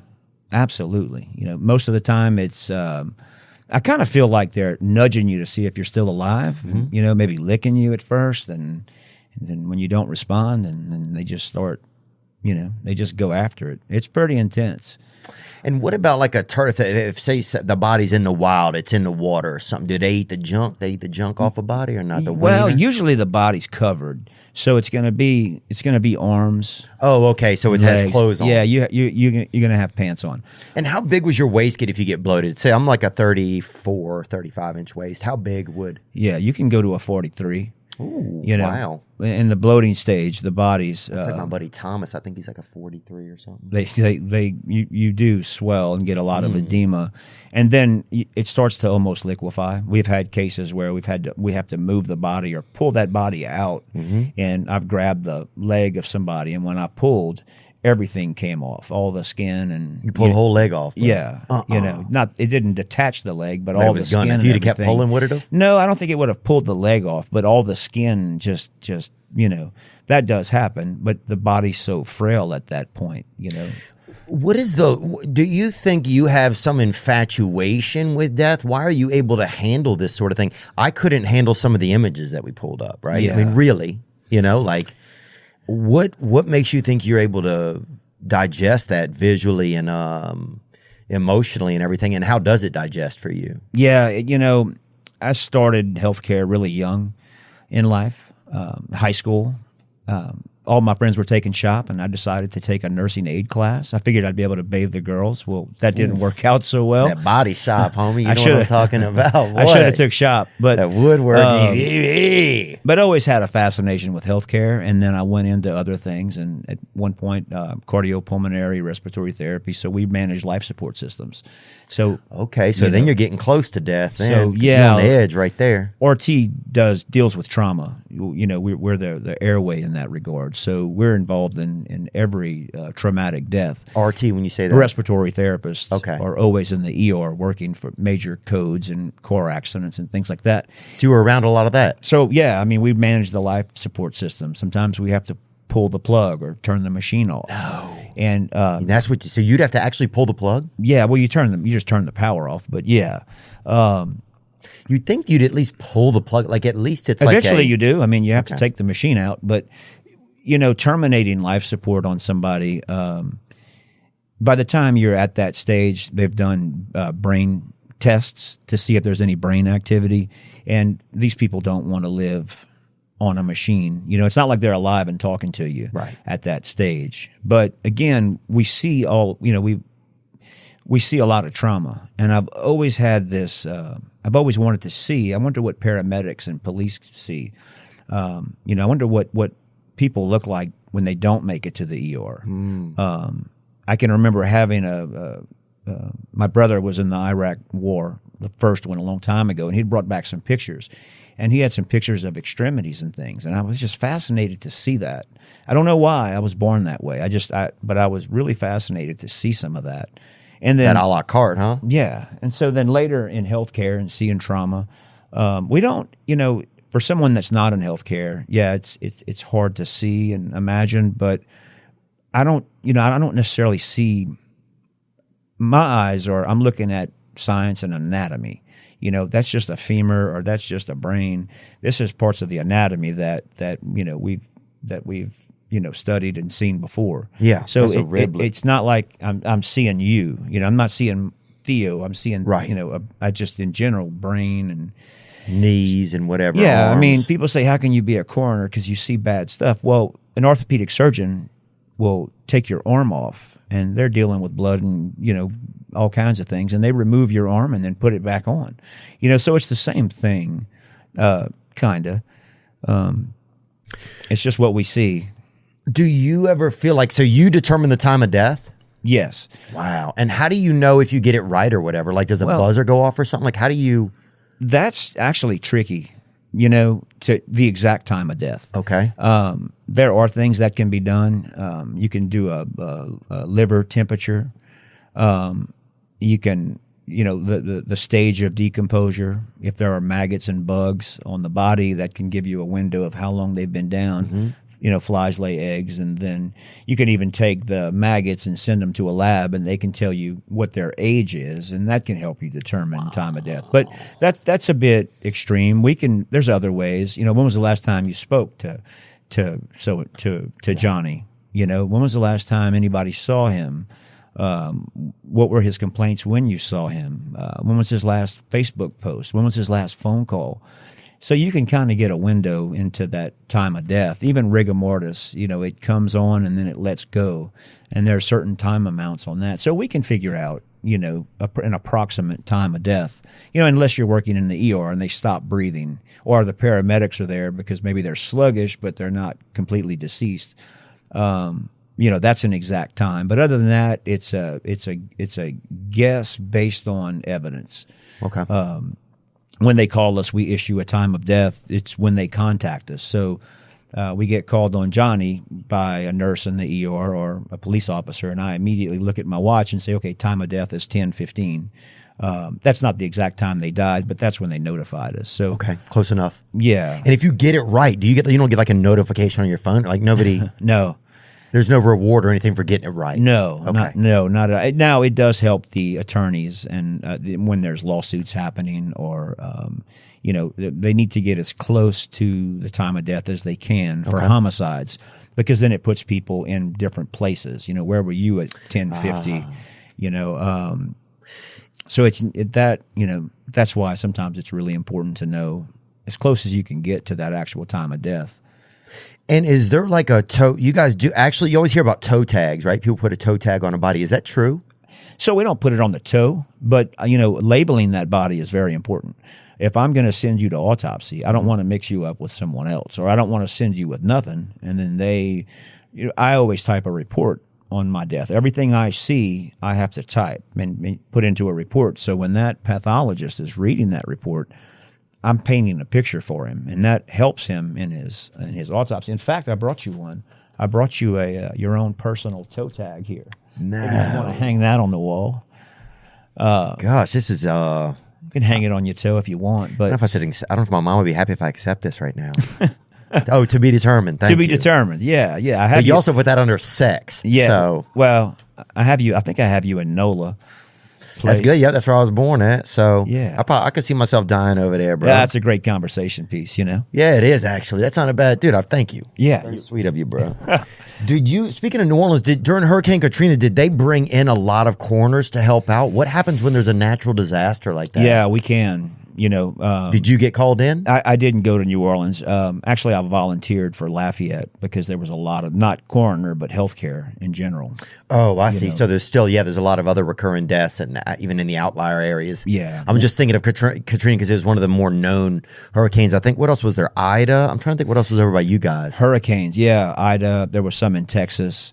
If there's a big natural disaster, is it like we need all corners to this part of the country? Does that ever happen? Well, we do have protocols. If a plane falls out the sky and there's 100 people, we do have protocols. We can reserve a cooler truck. We can call Walmart and say, hey, one of your big freezer trucks, can we borrow one? Mm-hmm. There's a whole team of people that were prepared for that, mass shootings and whatnot. It's important to identify who each person is. So we can contact their families and we had I've worked with the NTSB on an airplane. We had a little it wasn't a lot of bodies, but what is NTSB? So that's when a plane goes down. It's the federal agency that investigates plane accidents. Okay. And that one was unique because we had a little small Cessna that fell out the sky. Mm-hmm. And, those guys come in and do their own autopsy. And it's amazing from just wing damage of the plane. They can tell you exactly where that plane was going and what direction to try to figure out what went wrong with that plane. Have you rolled up on a plane crash before? So I was called to one, yeah. And what was that? That had to be... from your own perspective, probably interesting because that's not a common thing. Yeah, it was interesting to say the least. It was, two guys, and it was actually a tough experience because somebody was flying over in another plane and had taken a picture of that and posted it, and then they took it down. So when something happens in a small town, everyone starts talking. Hey, I heard there was an airplane accident or a motorcycle accident. Well, everybody thinks of their loved ones. And in this case, family was reaching out to the deceased.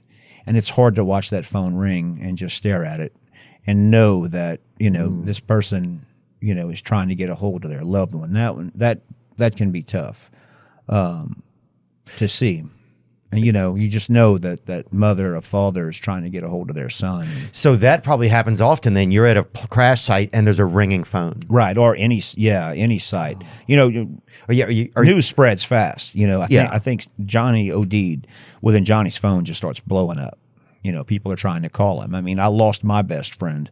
And we didn't have phones back then, but trying to contact them. So that's very common that phones will just ring and ring, and you don't want to make that notification over the phone. You don't? No, you want to send an officer out there, or sometimes we'll go with them. But you will? Yeah, we don't have to, but I've done several ride-alongs. It's not a easy thing to do.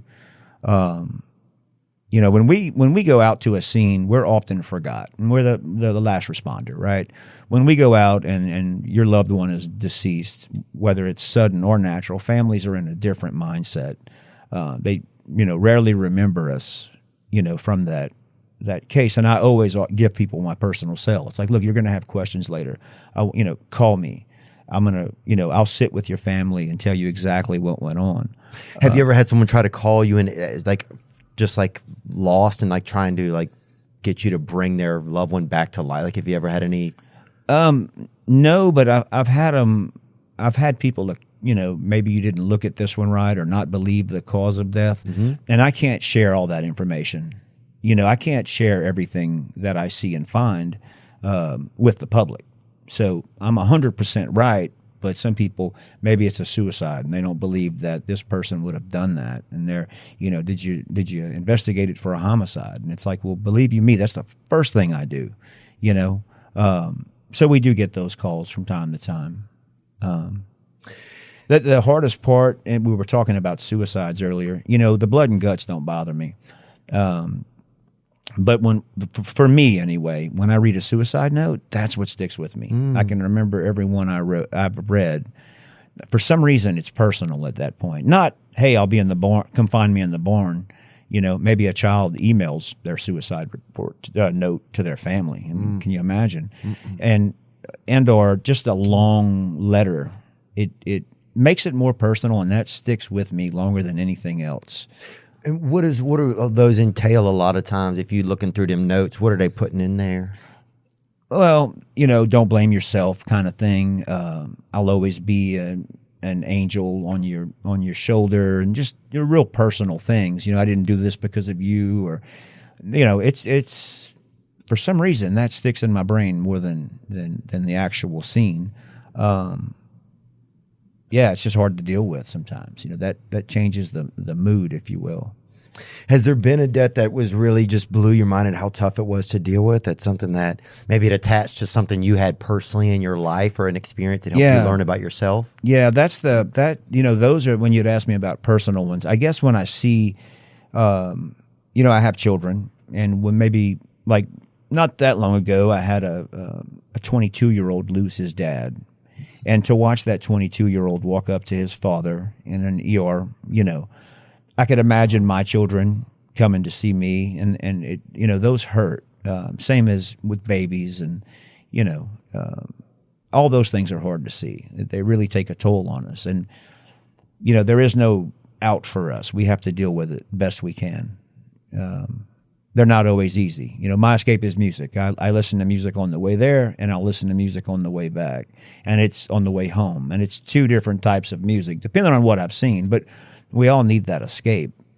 Like what will you put on, like some Creedence Clearwater, or what will you like? What kind of tunes are you talking about, or just something like a Mozart, or what are we? Yeah, no, I mean my music tastes are all over the map, but heading out to scenes, I'm jamming to some Alice in Chains or some Metallica, and I'm just getting in the Down mode. in a hole. Yeah. I'd like to. Yeah, I'm rocking, but when I'm leaving, I'll go mellow. I'll go from maybe some Counting Crows to some sometimes even black gospel music. I mean, my brain just goes to depends on the case and what I see. But yeah, music's an escape for me. It gets me out of that.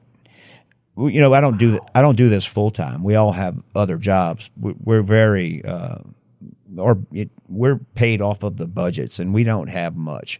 I mean, I literally, when I go out and draw blood on the weekends, or I vitreal fluid, when I get home, I throw it in my fridge at home in the butter dish. My kids know, hey, Dad, I found my little boy. Hey, my dad has dead people's blood in there. Yeah. We work around our jobs. Oh, damn, that's Satan's condiment right there, boy. Damn, that's at last. So I mean, wow, that's we're really preserves, bro. We're really on our own. Yeah, my kids are desensitized.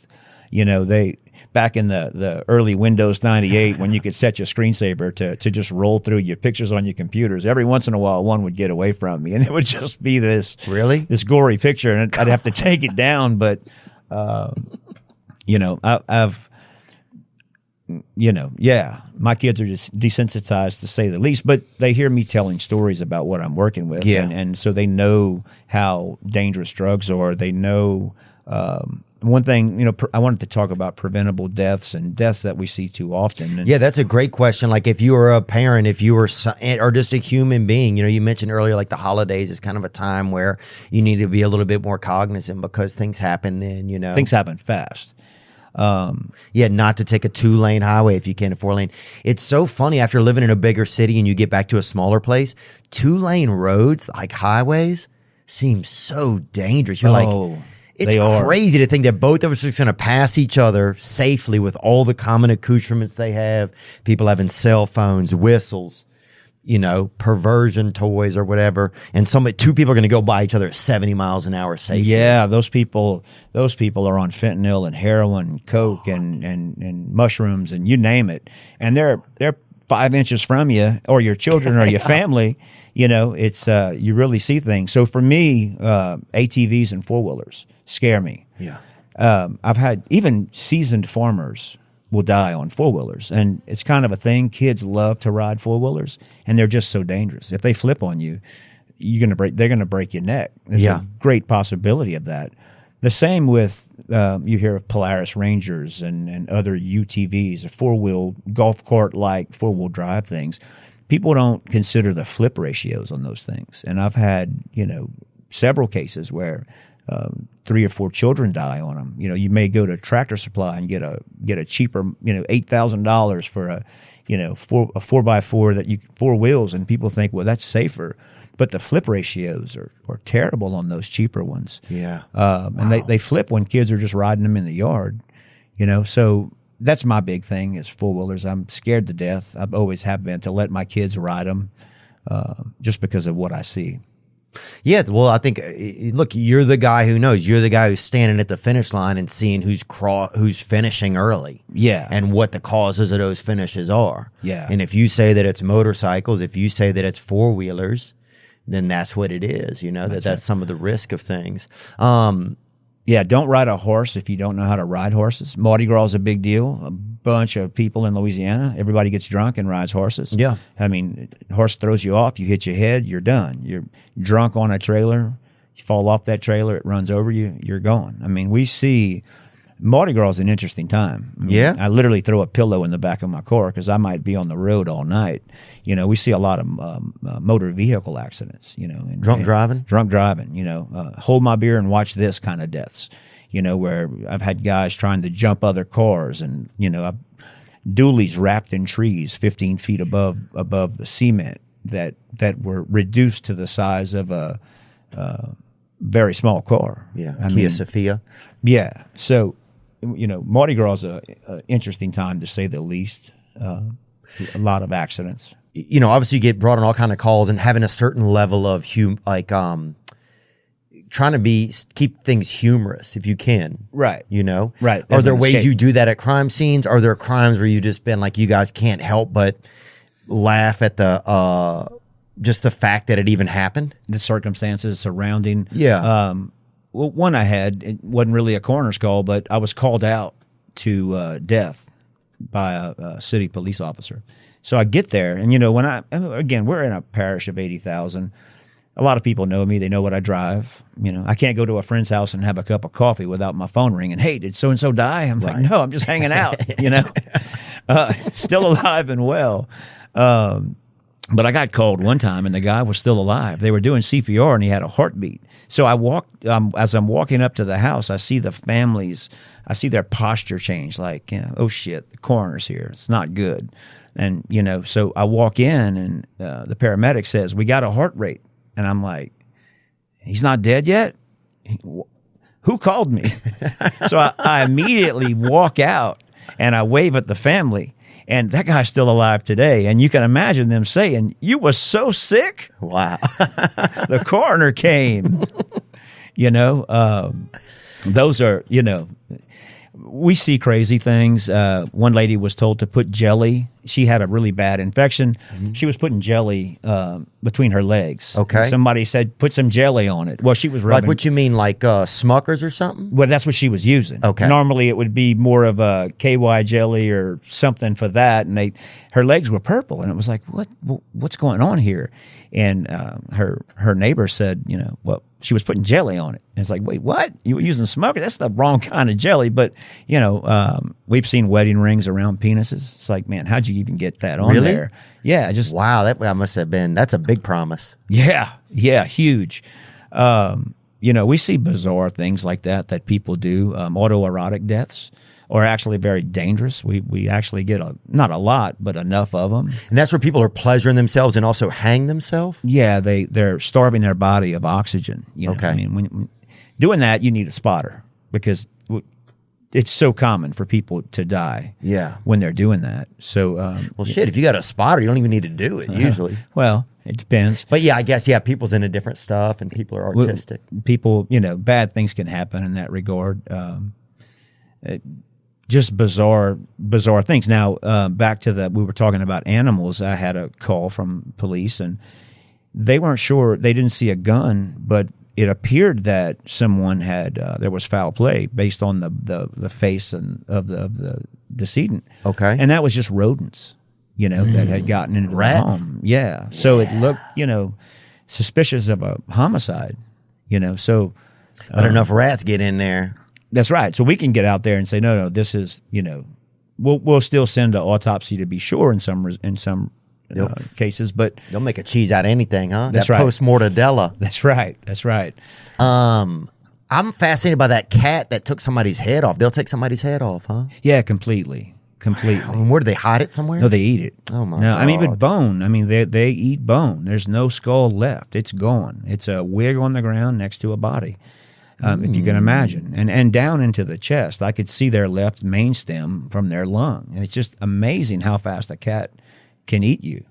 So You know, have a dog door, have a cat door. Not a bad investment. Let them leave, huh? You know, they can get in and out the house as needed.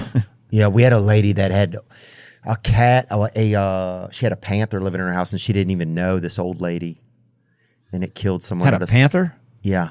Like a real panther? Yeah, she didn't know. She thought it was like a rescue cat or whatever, and it killed someone at a surprise party. Wow. Imagine that. Dogs, I've had dog accidents. You know, I love pit bulls. They're gorgeous. Dobermans, beautiful animals. But I've seen people that they've just reacted and grabbed their neck and killed them. You know, those animals can be great and they can be dangerous. You know, what about some unique animal deaths you ever rolled up? Because Louisiana, bro, you know what I'm saying? Anything. Some people, you know. You know, that other than, you know, having a good pet, having a pit bull as a pet and it biting the owner and getting them in the right spot, you know, that's no alligators, no alligators, not yet. Now bodies that have been chewed on by turtles and possums and other animals when they're dumped into the water, that's hard, you know, that's tough. But again, that's, you know, not a whole lot of animal deaths. Now, riding horses and not knowing how to ride, like I had mentioned, horses can really mess you up. You know, if you don't know what you're doing, it's a big animal. Oh, yeah. At Mardi Gras, once I saw two horses making love when the cops were still on their back. Oh, wow. Yeah. Well, we see that. And that's, you know, somebody joins the Mardi Gras ride with a horse that hasn't been fixed, a stud, and they'll climb the back, you know? Yeah. And, you know, that's... Oh, that's harrowing as a kid, seeing your stepdad, you know? Yeah. Getting overtaken by some animal. Yeah. Well, yeah, that's a thing. Other crazy cases are anal insertions. It's like what people... And what are people doing it for? For pleasure. Oh, okay. You know, we would see that a lot in the ER, but I had a case where the guy obviously didn't want to go to the ER. And so he had a hammer and was using the backside of a hammer. To put in his buttocks? Right. And that can perforate your colon and then you get really septic. Yeah. So, you know, things like that. Damn. I was, crazy. You know, another interesting case would be huffing, where people use keyboard cleaner to get high. And those deaths occur in parking lots of stores. Most frequently, you're going to find a huffer in the parking lot at Walmart. Oh, because they get out and get right into that can. Yeah, they get, so I had one guy, actually a veteran, and that's how he would stop his nightmares. It was the only thing that worked. Oh. And so law enforcement's on scene, and they're like, we can't find any drugs, but there's air cans everywhere. You know, and that's dangerous. The worst is when you think you're doing like huffing like one of those things and you actually get one of those horns. Yeah, I can imagine. That's a wake-up call. Huh? Oh, yeah, dude. That's the Lord trying to say, hey, look, Bubba. Yeah, time to stop. Yeah, I'm going to rescue you real quick, Daddy, you know, because that's the worst, man. The synthetic drugs that you see, so next time you're in a gas station, just look around. You know, they sell Kratom. They sell... oh, yeah, what is that? All sorts of stuff. My nephew was Zaza. on it for a while. So Zaza is Skirts one. or something? What the fuck? Look up gas station dope or whatever. Gas station heroin. Yeah. He was on... So there's Kratom and, you know, there's... the worst one that I'm seeing now is, well, that's still for sale is... Tianeptine, it says. Tianeptine, right. That's Zaza. So what that is, it's an antidepressant. It's actually a tricyclic antidepressant that tags to the mu receptor, which is your opioid receptor. So supposedly if you take one, it gives you that opioid feeling. But you're taking an antidepressant on and off and in large amounts. And that's very dangerous.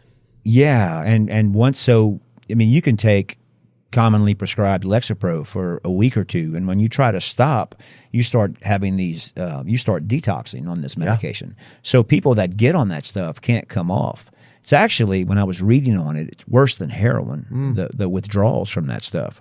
And speaking to gas station owners, they said people come in here every day. They scrounge up $30 to buy a bottle of this stuff, and they do it every day. And kids can buy this kind of stuff. They can go to a gas station and buy some bullshit, you know, that you don't really know what it is.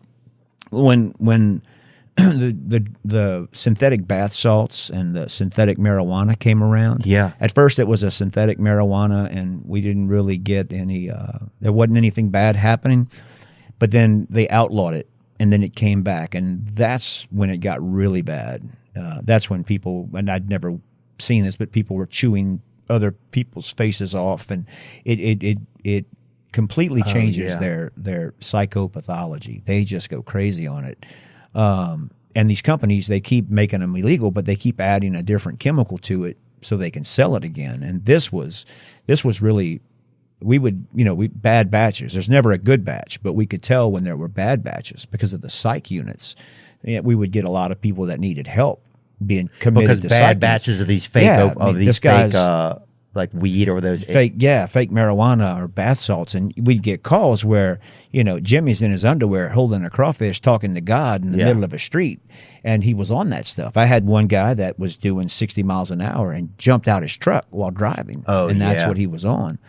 You hear of playing Red Rover with somebody, probably trying to win. Well, no, I don't know what the voices in his head were telling him, but he bailed on that truck.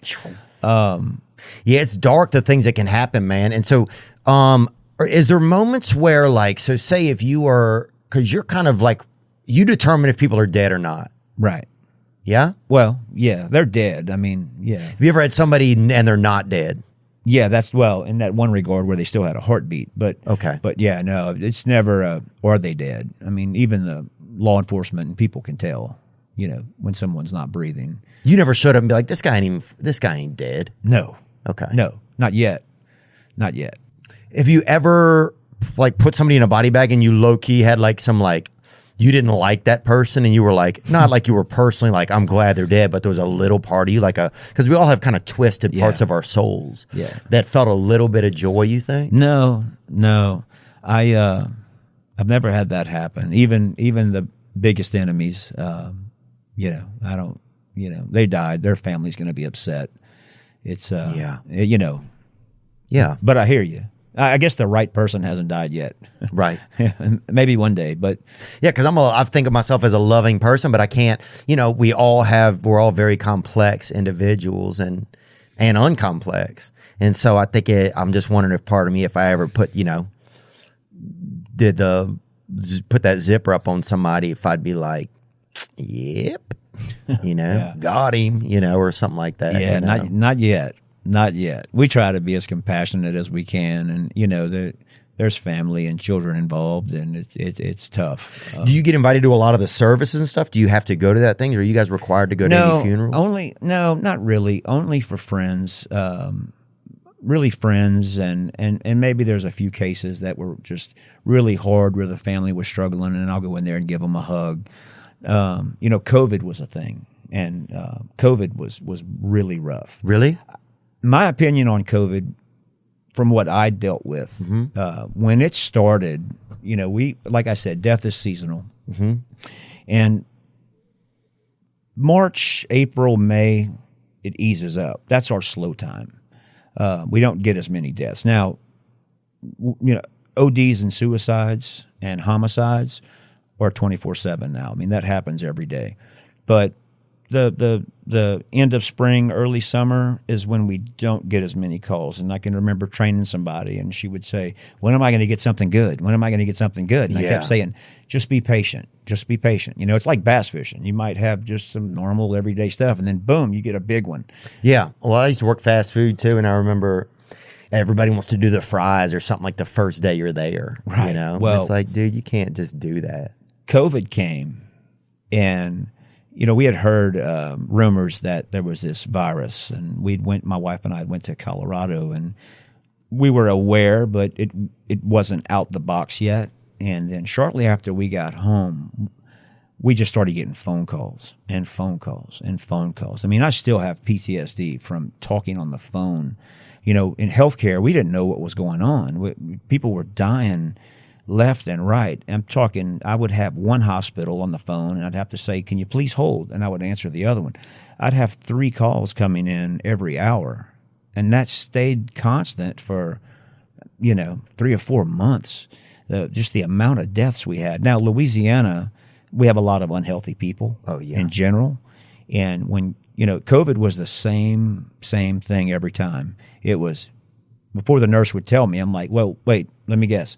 The patient came into the ER, wasn't breathing. Put them on a CPAP, Y'all ventilated them a while. They failed that. Y'all put them on a ventilator, and the family withdrew care. Am I right? And they were like, yep, you got it. It was the same manner of death every time, and it was rampant. We didn't stop. And they had some people saying, "Oh, I don't believe COVID," and you're pronouncing these people and blaming it on COVID. Sure, they had diabetes. They were obese. They had all kinds of problems, but the volume of deaths that took off at that time was unbelievable. And it was a lot of it made it awkward for a lot of people I know, my friends. I've lost friends to that, friends' parents. It made it awkward. I'd go hang out with my buddy, and he knew that I pronounced his father, and there was a lot of that going on during COVID. People ever get mad at you for pronouncing their family deceased? No. But it just kind of makes it They don't awkward. blame it on you, huh? No, it does. It made it awkward. And so when you look back at that time, right, because there was tons of things being said about COVID, right? Right. Especially, things like it's not real, right? So Right. you would dispute that totally. Absolutely. There's no doubt something came along. Yeah, I've been up for 4 days answering the phone. I mean, I saved them. I went through five subject notebooks in a month. It was overwhelming. Did you think that the manner of treatment, because then there was a lot of rumors people put people on ventilators they shouldn't have, that's what killed them. Do you think that there could have been some, and we don't know, I don't know a lot of this stuff. Right. You may have more insight than I do. Do you think that as the medical profession was figuring out how to best handle people, that that could have contributed to more deaths? I think we found better ways to treat them and make them manageable. Steroids were the first thing that popped into all of our heads because they couldn't breathe. We need to shrink that soft tissue and give them steroids. Later, they said, laying prone or on your stomach made it easier to breathe. Ventilators, coming from respiratory therapy, when the lungs get stiff, you have to go to a pressure ventilation. And it's actually called ARDS, ARDS. And it's a acute respiratory failure in adults where their lungs actually become stiff. So when we're ventilating someone, we're using a volume-based air to open and close their lungs. But when they had COVID, their lungs would stiffen up.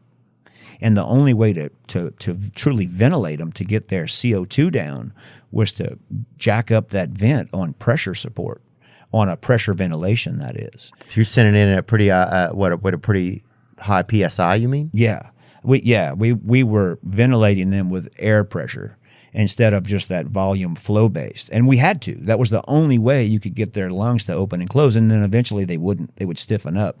So when people were saying COVID's not real, and, it was, I knew the treatment and I knew what was going on. And we've never had a stretch where everybody needed pressure ventilation. Right. It was like, what is going on with this? And that's what happened with everybody. We just couldn't ventilate them. Sure, diabetes played a factor. Sure, congestive heart failure played a factor. We didn't get many young, healthy people that died of COVID. Yeah. But the rate and the amount was overwhelming. So I knew it was real, and it was scary. Yeah. You got to understand that, again, I told you I had a can of off and a badge as gear. Well, the police departments and even us, we didn't have much PPE at the time. So I would be on scene and, pronouncing someone with COVID, and I'm looking around and the cops had homemade masks, I'm talking maxi pads and panties stretched over their ears to block their airway. Some guys wearing, like a Halloween costume. Yeah. And I can remember one time where on a scene, and when you find a large amount of money on a scene and you're in that moment, and you open a duffel bag and there's $80,000, it's just human nature to do wow. You stare at it a minute. Not that you would take it. It's just interesting. But you deserve 10% of it. Yeah. You know what I'm saying? You fucking got it. You walked over there. Yeah, that's my tip. That's that tariff, bruh. But so one time, this guy he came in. He worked in a offshore or something. And, when we're trying to figure out why this 50-year-old guy or 40-year-old guy is dead, we opened his bag. And, sometimes we'll find drugs and other things. But in his bag, he had some true 3M masks. And I can remember that. And we were all just salivating over it, like, wow. He'd probably taken them from offshore, but we didn't even have Wow. that protective gear. And just to see him with a case of those, it would be like, man, I would love a box of those right about now. We were scary, because we didn't know what COVID was and what it could cause, and family and children, and getting home. I'd sit outside every night and watch TV and stay away from my family because we were so exposed to that, vaccinations, that's a whole nother story. But, I took one because I was just seeing too many deaths. I can imagine from your perspective that had to be crazy. Yeah, because you're like, here's this new thing, we don't know what's going on. A lot of people are saying that it doesn't exist. A lot of people are saying that it's, that it's man-made. A lot of people are saying these things that like whatever methods we're using to treat people or what's killing them. There were people on social media, friends of ours, that were going out of their way to tell people that it was all a bunch of bullshit. And, don't wear a mask and don't do this. And here I'm sitting with compositions in every part of the house with deaths. And I'm thinking, why are you going out your way to tell people this isn't real or it's a political hoax or what, it was tough. Yeah. Well, I can certainly from your... Come follow me around and let me show you how real this is. It was people had their own opinions about it. So I never got involved into the... who said or why it's here. Yeah, I think at first I didn't know if it was real. I don't know. I've always been super untrustworthy of a lot of stuff. So, but also I never got, different people's experiences are different too. Some people never got sick. So they never had any, and then they never knew anybody that got sick. Right. So then to some people, it's like, what is even going on? And that's their reality, Right. And you can't blame them. Right, yeah, that's what I'm saying. You can't blame some people, you can't blame their reality. I think because that's their truth. How could they know anything else? Right. But then I think there was a lot of uncertainty, and also just people not trusting the news anymore. There used to be a time where you trusted the news, right? Absolutely. You felt like it was genuine. It at least had some semblance of the best interest for humanity. And that was kind of eroding right then. Right. So I think at that point when both those things happen at the same time, a lot of conspiracy theories or sometimes what can later be seen as truthful, a lot of stuff that was conspiracy then, now people are saying it was correct. So it's just, a lot of that's kind of absolutely. And there were alternate ways to treat yourself. Joe Rogan was, right about some of the medications and therapies he encouraged, as well as talking about obese versus healthy people, and all that was spot on. Yeah, but it was tough to witness and see and pronounce a lot of friends, and I knew it was real. Right. Especially right where you are. I mean, you standing right there at the finish line, dude. Absolutely. Do you ever feel like you were like, when people die, does it feel like they're going somewhere else? Do you think like, all right, this person's going to heaven or this person's going to hell? Or do you ever have any little thoughts like that? Or yeah, I have opinions. On some people that I might know, but me too. I won't say nothing, but me too. Yeah. No, they're in a better place. I often think, God, it's going to be hard to lose my father or my wife.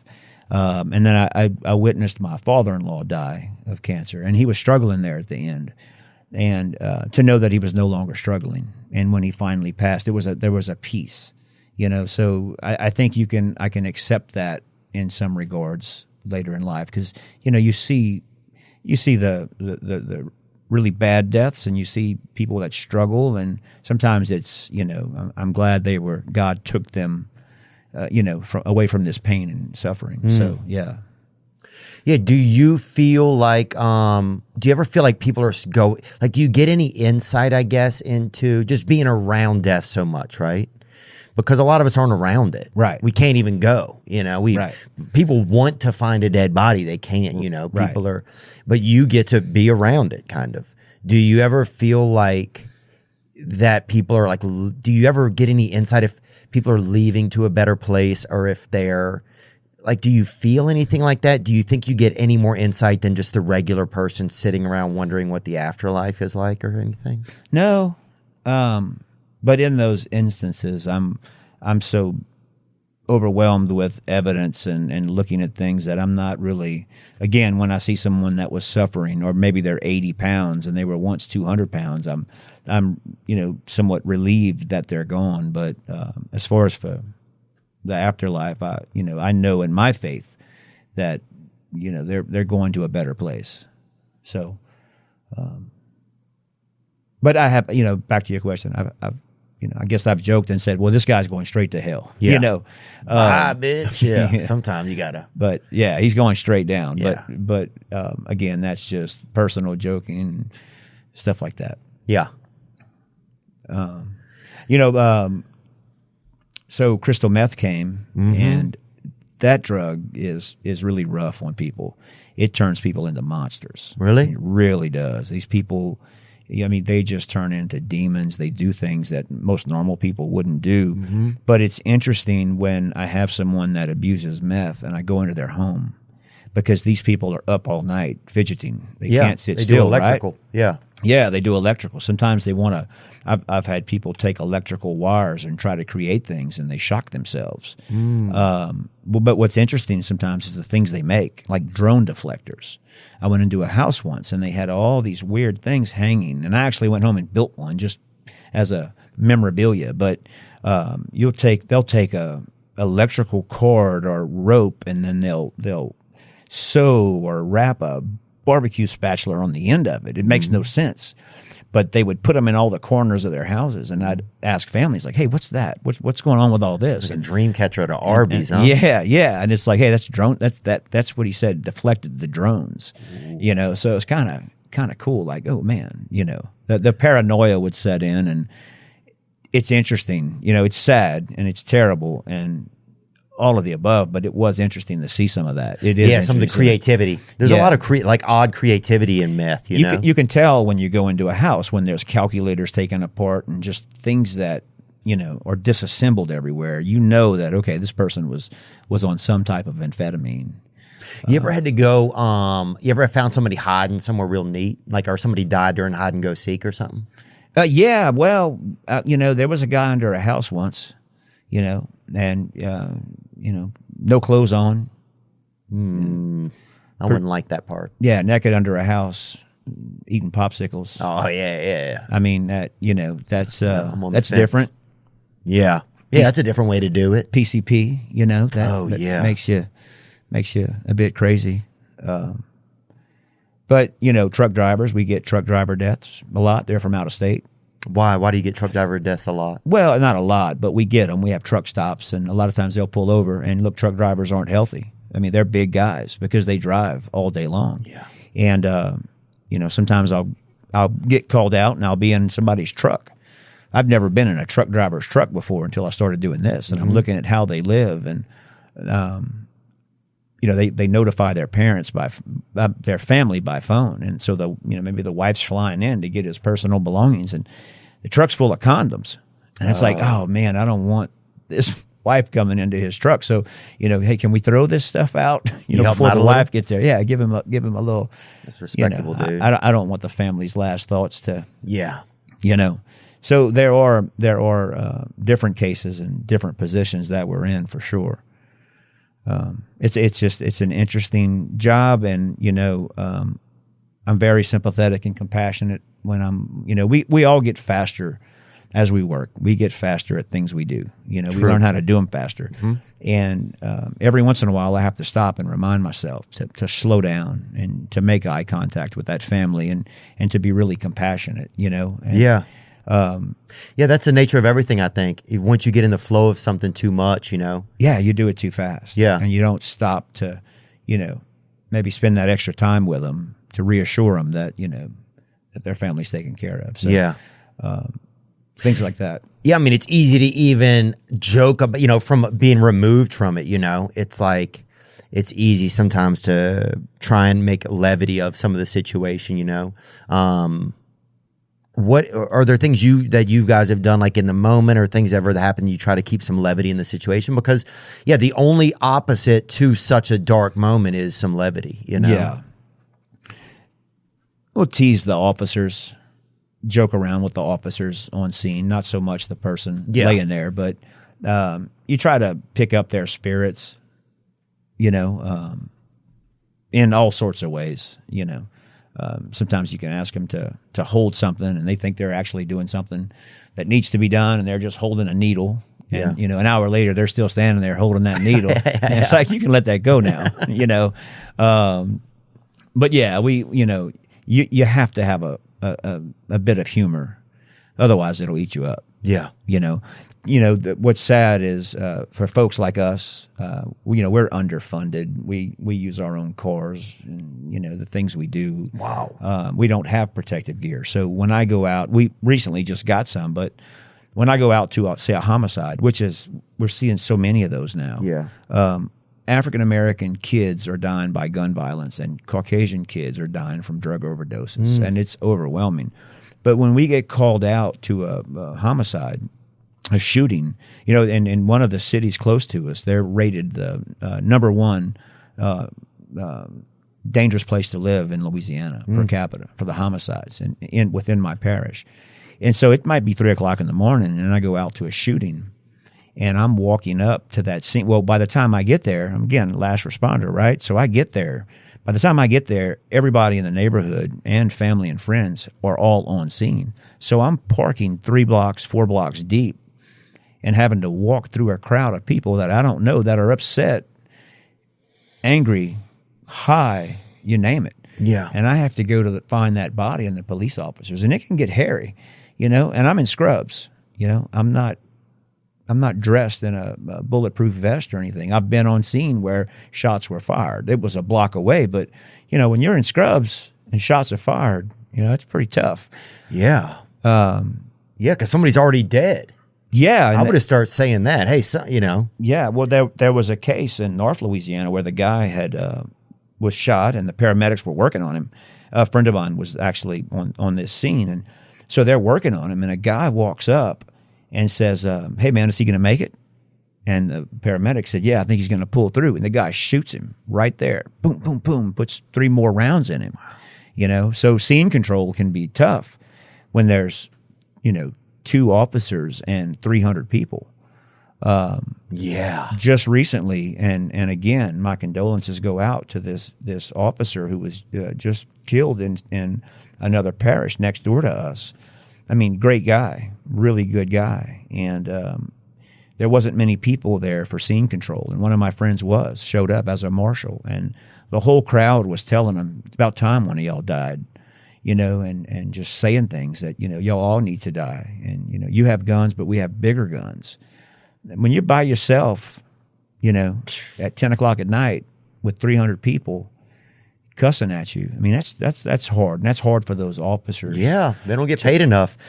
No, and they don't. They don't at all. They really don't. Nobody would. And a lot of these young officers haven't been through healthcare, and they see things that I see. We see them more frequently, but still, those young officers that are 22, 23, they're looking at things that they've never seen before, you know.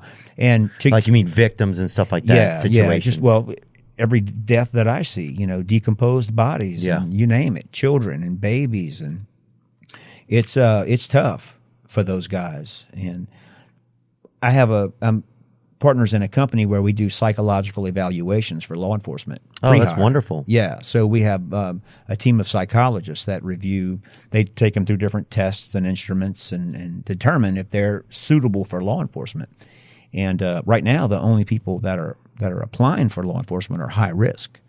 And that's what makes it tough for city police. You know, you got to hire somebody who was shoplifting 2 months ago. Right. You know, so they're not getting a good batch of officers right now, and cops in general have been put down. You know, the whole defund the police. Oh yeah, all that stuff's ridiculous. So it's yeah. And you have people moving out of cities. There's just so much there's so much crime in a lot of cities. You know, I was just in Memphis the other day, and it's beautiful, great city, right? Mm-hmm. Gets really dangerous. You know, there's a lot of shootings, a lot of black crime too, you know, unfortunately. Right. Like when I was growing up, 2 of my best friends, my black friends, got killed by other young black men, you know. I think it's just a bummer some of that happens because it makes it scary to live in certain places. Very. You know, and then it's like if you want to move away from places like that, people say, "Oh, well, it's like white flight, or you're right, or it's a racial issue." But it's like it's just fear. It's like you just want to be safe. It's there's I don't know, and there's all types of violence, but it's sad to see a lot of that. A lot of these kids are 14 and 15 years old, man, and they trading video games.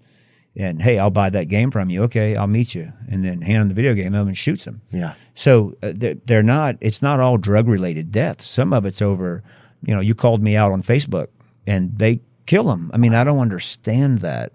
They're not scared to go to jail or prison. And they do, when they're 18, they get let go to some degree. But it's an overwhelming amount of young, healthy kids dying on both sides. I mean, again, the drug abuse is rampant, and the homicides are rampant. If you're noticing more in white community, it's drug overdose. Absolutely. And in black community, it's more gun violence. Absolutely. Yeah. It's scary to see, the disregard for life. Yeah.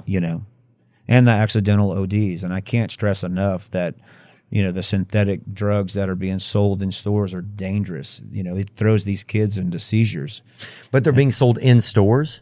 Absolutely. You can go. Oh, you mean like at the gas station? Gas like that station, kratom, crack, all that kind of gas station heroin, Buzz, Mitch. Yeah, like whatever a fake it's called. Adderall. It's called Adderall, or, and kids go buy this, and that might not kill them, but they have seizures. That's what kills them, is they'll have a major seizure when they take this stuff. Can't believe we allow that stuff to be sold then. Yeah, it's they say watch Alabama for some reason.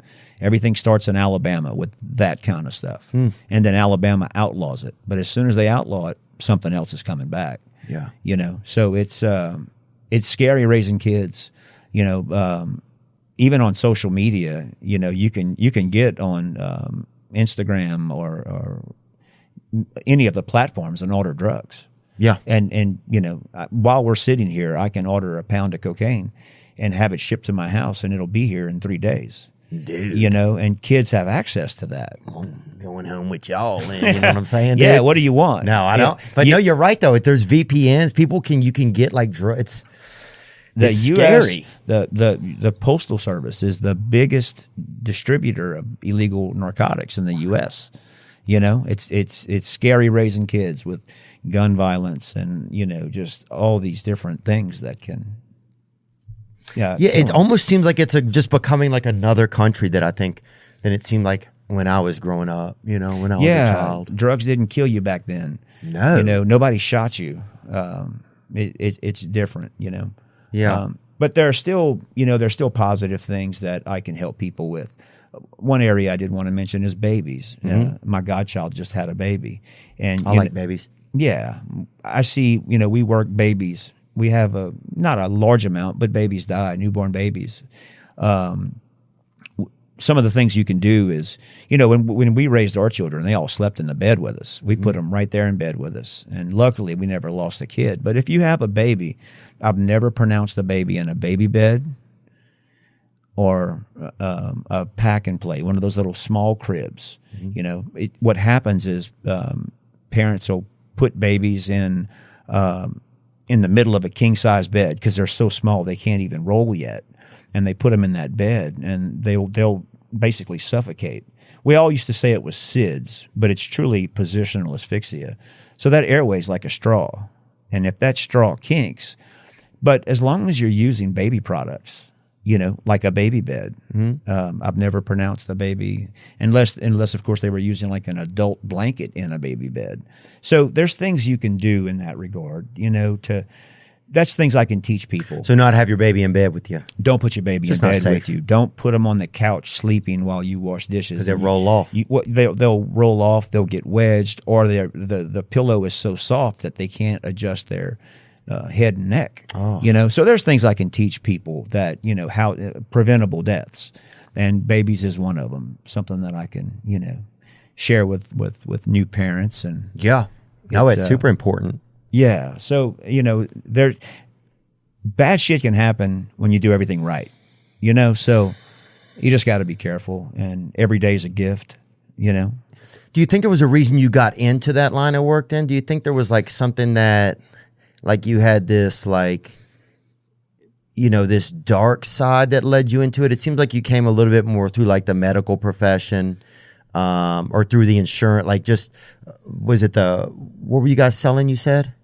Or what products were you working with before you got into? Well, I was in respiratory, you know.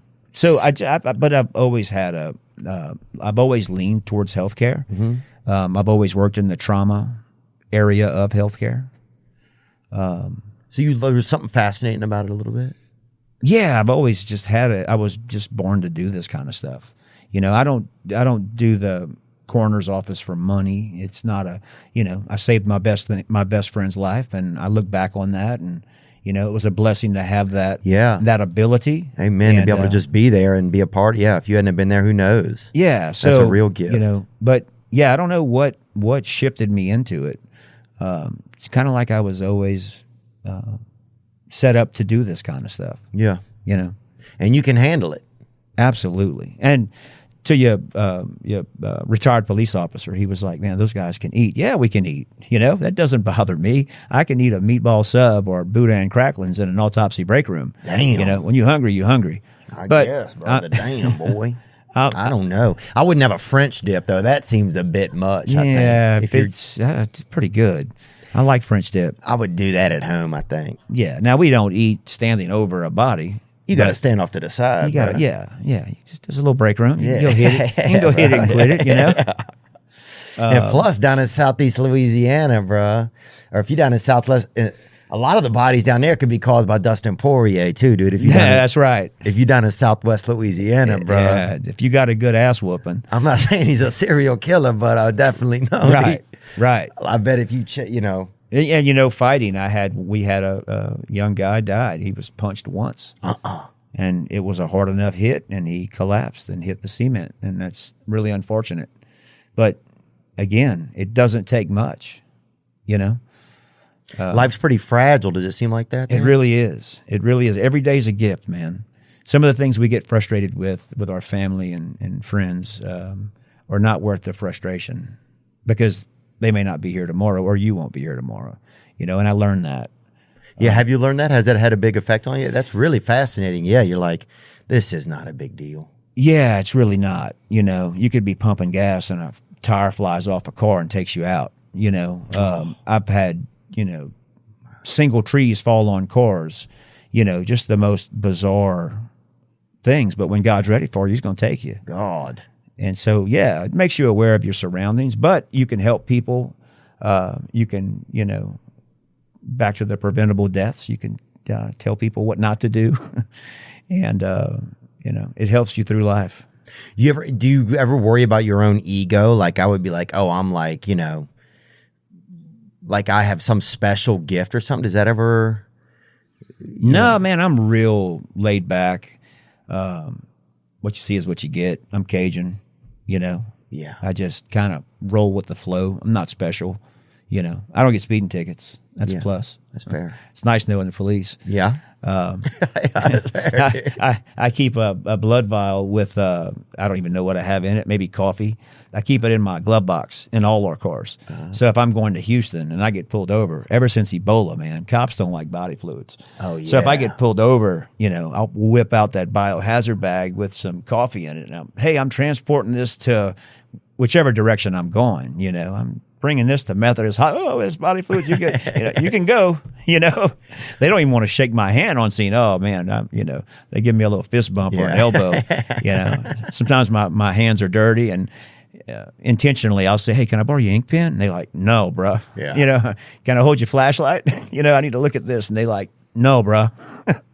So you know, do your hands get dirty on the scene? Yeah, I mean, but I'm wearing gloves, right? Okay. So there was a case, you know, I have to put my hands in it, you know, the worst of the worst, and there was pedestrians is something I didn't talk about. Man, pedestrians are dying. And what is pedestrians? Pedestrians, people walking. Oh God, man. So you had mentioned, you know, going out and maybe having a beer or two. Well, you go out and have a couple of drinks, one drink at a dinner meeting, then you eat dessert and have a cup of coffee, and you're driving back on that dark 2-lane road at 11 o'clock at night. There's going to be Pedestrians. There's going to be somebody walking in black clothes on the street, and you're going to run over them. I mean, it happens. And as soon as you do that, they're drawing you blood. But pedestrians are dropping like flies, and we're so distracted, right? Because people are on their phones. Yeah, I mean, look, I text and drive. I'll be the first one to admit it. And sometimes I'm driving, I hear that rough sound when you venture off the road, you know, and I'm like, oh, Oh yeah, that's the fucking Lord's Braille right there. That's right. And look, man, that could have been somebody standing right there. And it happens. Dude. It used to be walk with traffic, but now I tell people, man, walk against traffic so you can see who's coming because everybody's distracted. Bro, that's such a great point. Yeah, that's totally changed. Absolutely. Walk towards traffic so you know. Yeah, you have to be the one who's alert now. They're not alert. Unfortunately, people are walking towards traffic, looking at their phones, so even they swerve out. You know. Bike riding, man. We were raised on bikes, you know. Oh, the Team Murray Mafia, you know, and we don't let our kids when they were younger. I don't let them ride bikes in town anymore because people aren't paying attention.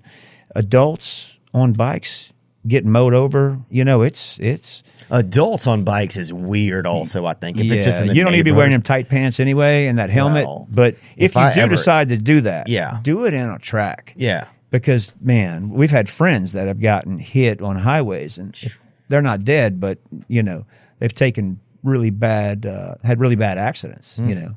But so, yeah, we see, I forgot where I was going prior to that, but we do see a lot of pedestrians.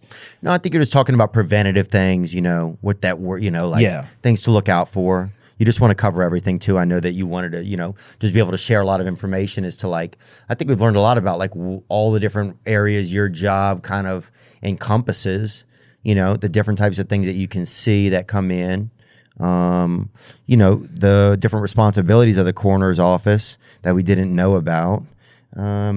And then just your affiliation to it, you know, that you're not some kind of dark lord or anything. Yeah. That you are just I don't have any Addams Family tats. Yeah. You know. Yeah. No, you know. You're just a man that can handle it. I'm a little different, you know. I'm definitely not right, but good, right? You know. We have a Willie Nelson mannequin in my house. He's a full-size mannequin. And people are always like, "Man, what's that?" You know, my kids even when they were scared of them. But I had a crazy aunt who had mannequins as company, and she was living in Covington, if I'm not mistaken. And when we moved her back, she had all these mannequins, and I was a young kid.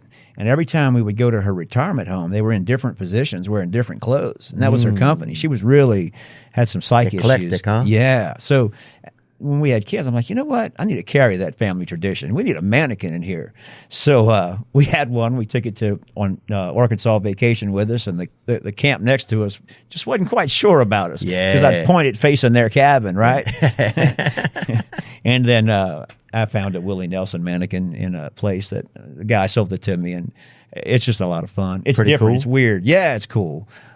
We took him to New Orleans in a wheelchair and pushed him around, but most people didn't even notice him, you know? Yeah. But I would set him somewhere and just watch people walk by and say, "Excuse me," you know? So, yeah, we're different people. We, you know, but. Well, yeah, if you're taking mannequins around in wheelchairs, I think that is I understand. I think it all makes perfect sense now. But yeah, I think you got to have some fun. Louisiana's always been like that. Absolutely, man. People always having fun. My mother loved Willie Nelson. I'm trying to think. We grew up near a prosthetic place. They was making prosths over at this joint, and they'd throw a lot of them out, the ones that didn't come out good. Oh, wow. So we were always beating the shit out of each other with fucking legs. Yeah, just ambidextrous legs and all kind of shit. That's awesome. That wasn't really legit, you know? Right. So kind of adjust your perspective on things. Absolutely. You know, Louisiana's always had a decent, you know, I think it's not a place where there's a lot going on. You know, there's not a lot of big businesses. I don't think there's any Fortune 500 companies in Louisiana except maybe Entergy. And I feel like they probably, I think that they moved out. But so it's just about people and having fun. Yeah, that's Louisiana. Have a good time. Yeah. It really is, man. And I think you got to make the best time you can, no matter what you're doing. And you guys, police officers, it's just a position where, you know, it's not very rewarding, and you catch a lot of people on their worst day. Absolutely. The worst days. Yeah. Nobody calls like, "Hey, coroner, we're having a great time over here." Right, right. Like I said, I can't go have a cup of coffee with a friend without them thinking that you know, they did. Bad news showing small up. Town, you know? Yeah, dude, you're almost like that plink, like that, like a like a roulette ball, you know? Yeah. You just drive around the neighborhood and then you stop wherever you want. Especially during COVID, you know. God, you could park anywhere and somebody's dead. I just stayed home. I mean, it was like Monty Python, you know. Bring out your dead, you know. But I'm not dead yet. Yeah. I mean, that's what it was. That, you know, it. Yeah. No, it's an interesting field, for sure. Well, look, man, I appreciate you coming in, man. I appreciate you spending time and just really nice of you, dude. This has been cool to learn about. You know, I think we like to just learn from different occupations and stuff, and so now I know a lot more about what a coroner does. Yeah, it's always interesting, and somebody has to do it, and you know, we try to get the job done as compassionately and as we can. Yeah, you know, so really appreciate you having me on. Yeah, man, you're the guy that does it, man. Toby Savoy. That's right. Thank you, bro. Louisiana. I appreciate it. Yeah, dude. I'll have to come down there, bro, and catch a body. Y'all do ride-alongs or not? No, we can. Yeah? You have to throw on some scrubs or a lab jacket, but yeah, we'll bring you. I'll do that. Yeah, it'd be cool, man. Yeah. I would love to come down there. We could get Discovery to do a rural coroner's office. Yeah. Watch me check the fridge and call out groceries. I like that, bro. Yeah, that'd be a cool game show. You call out the groceries, then we guess who's dead or whatever. Yeah. Or why. Yeah, exactly. Well, it'd all pretty much be heart disease, but yeah. Yeah. Yeah, that's true, bro.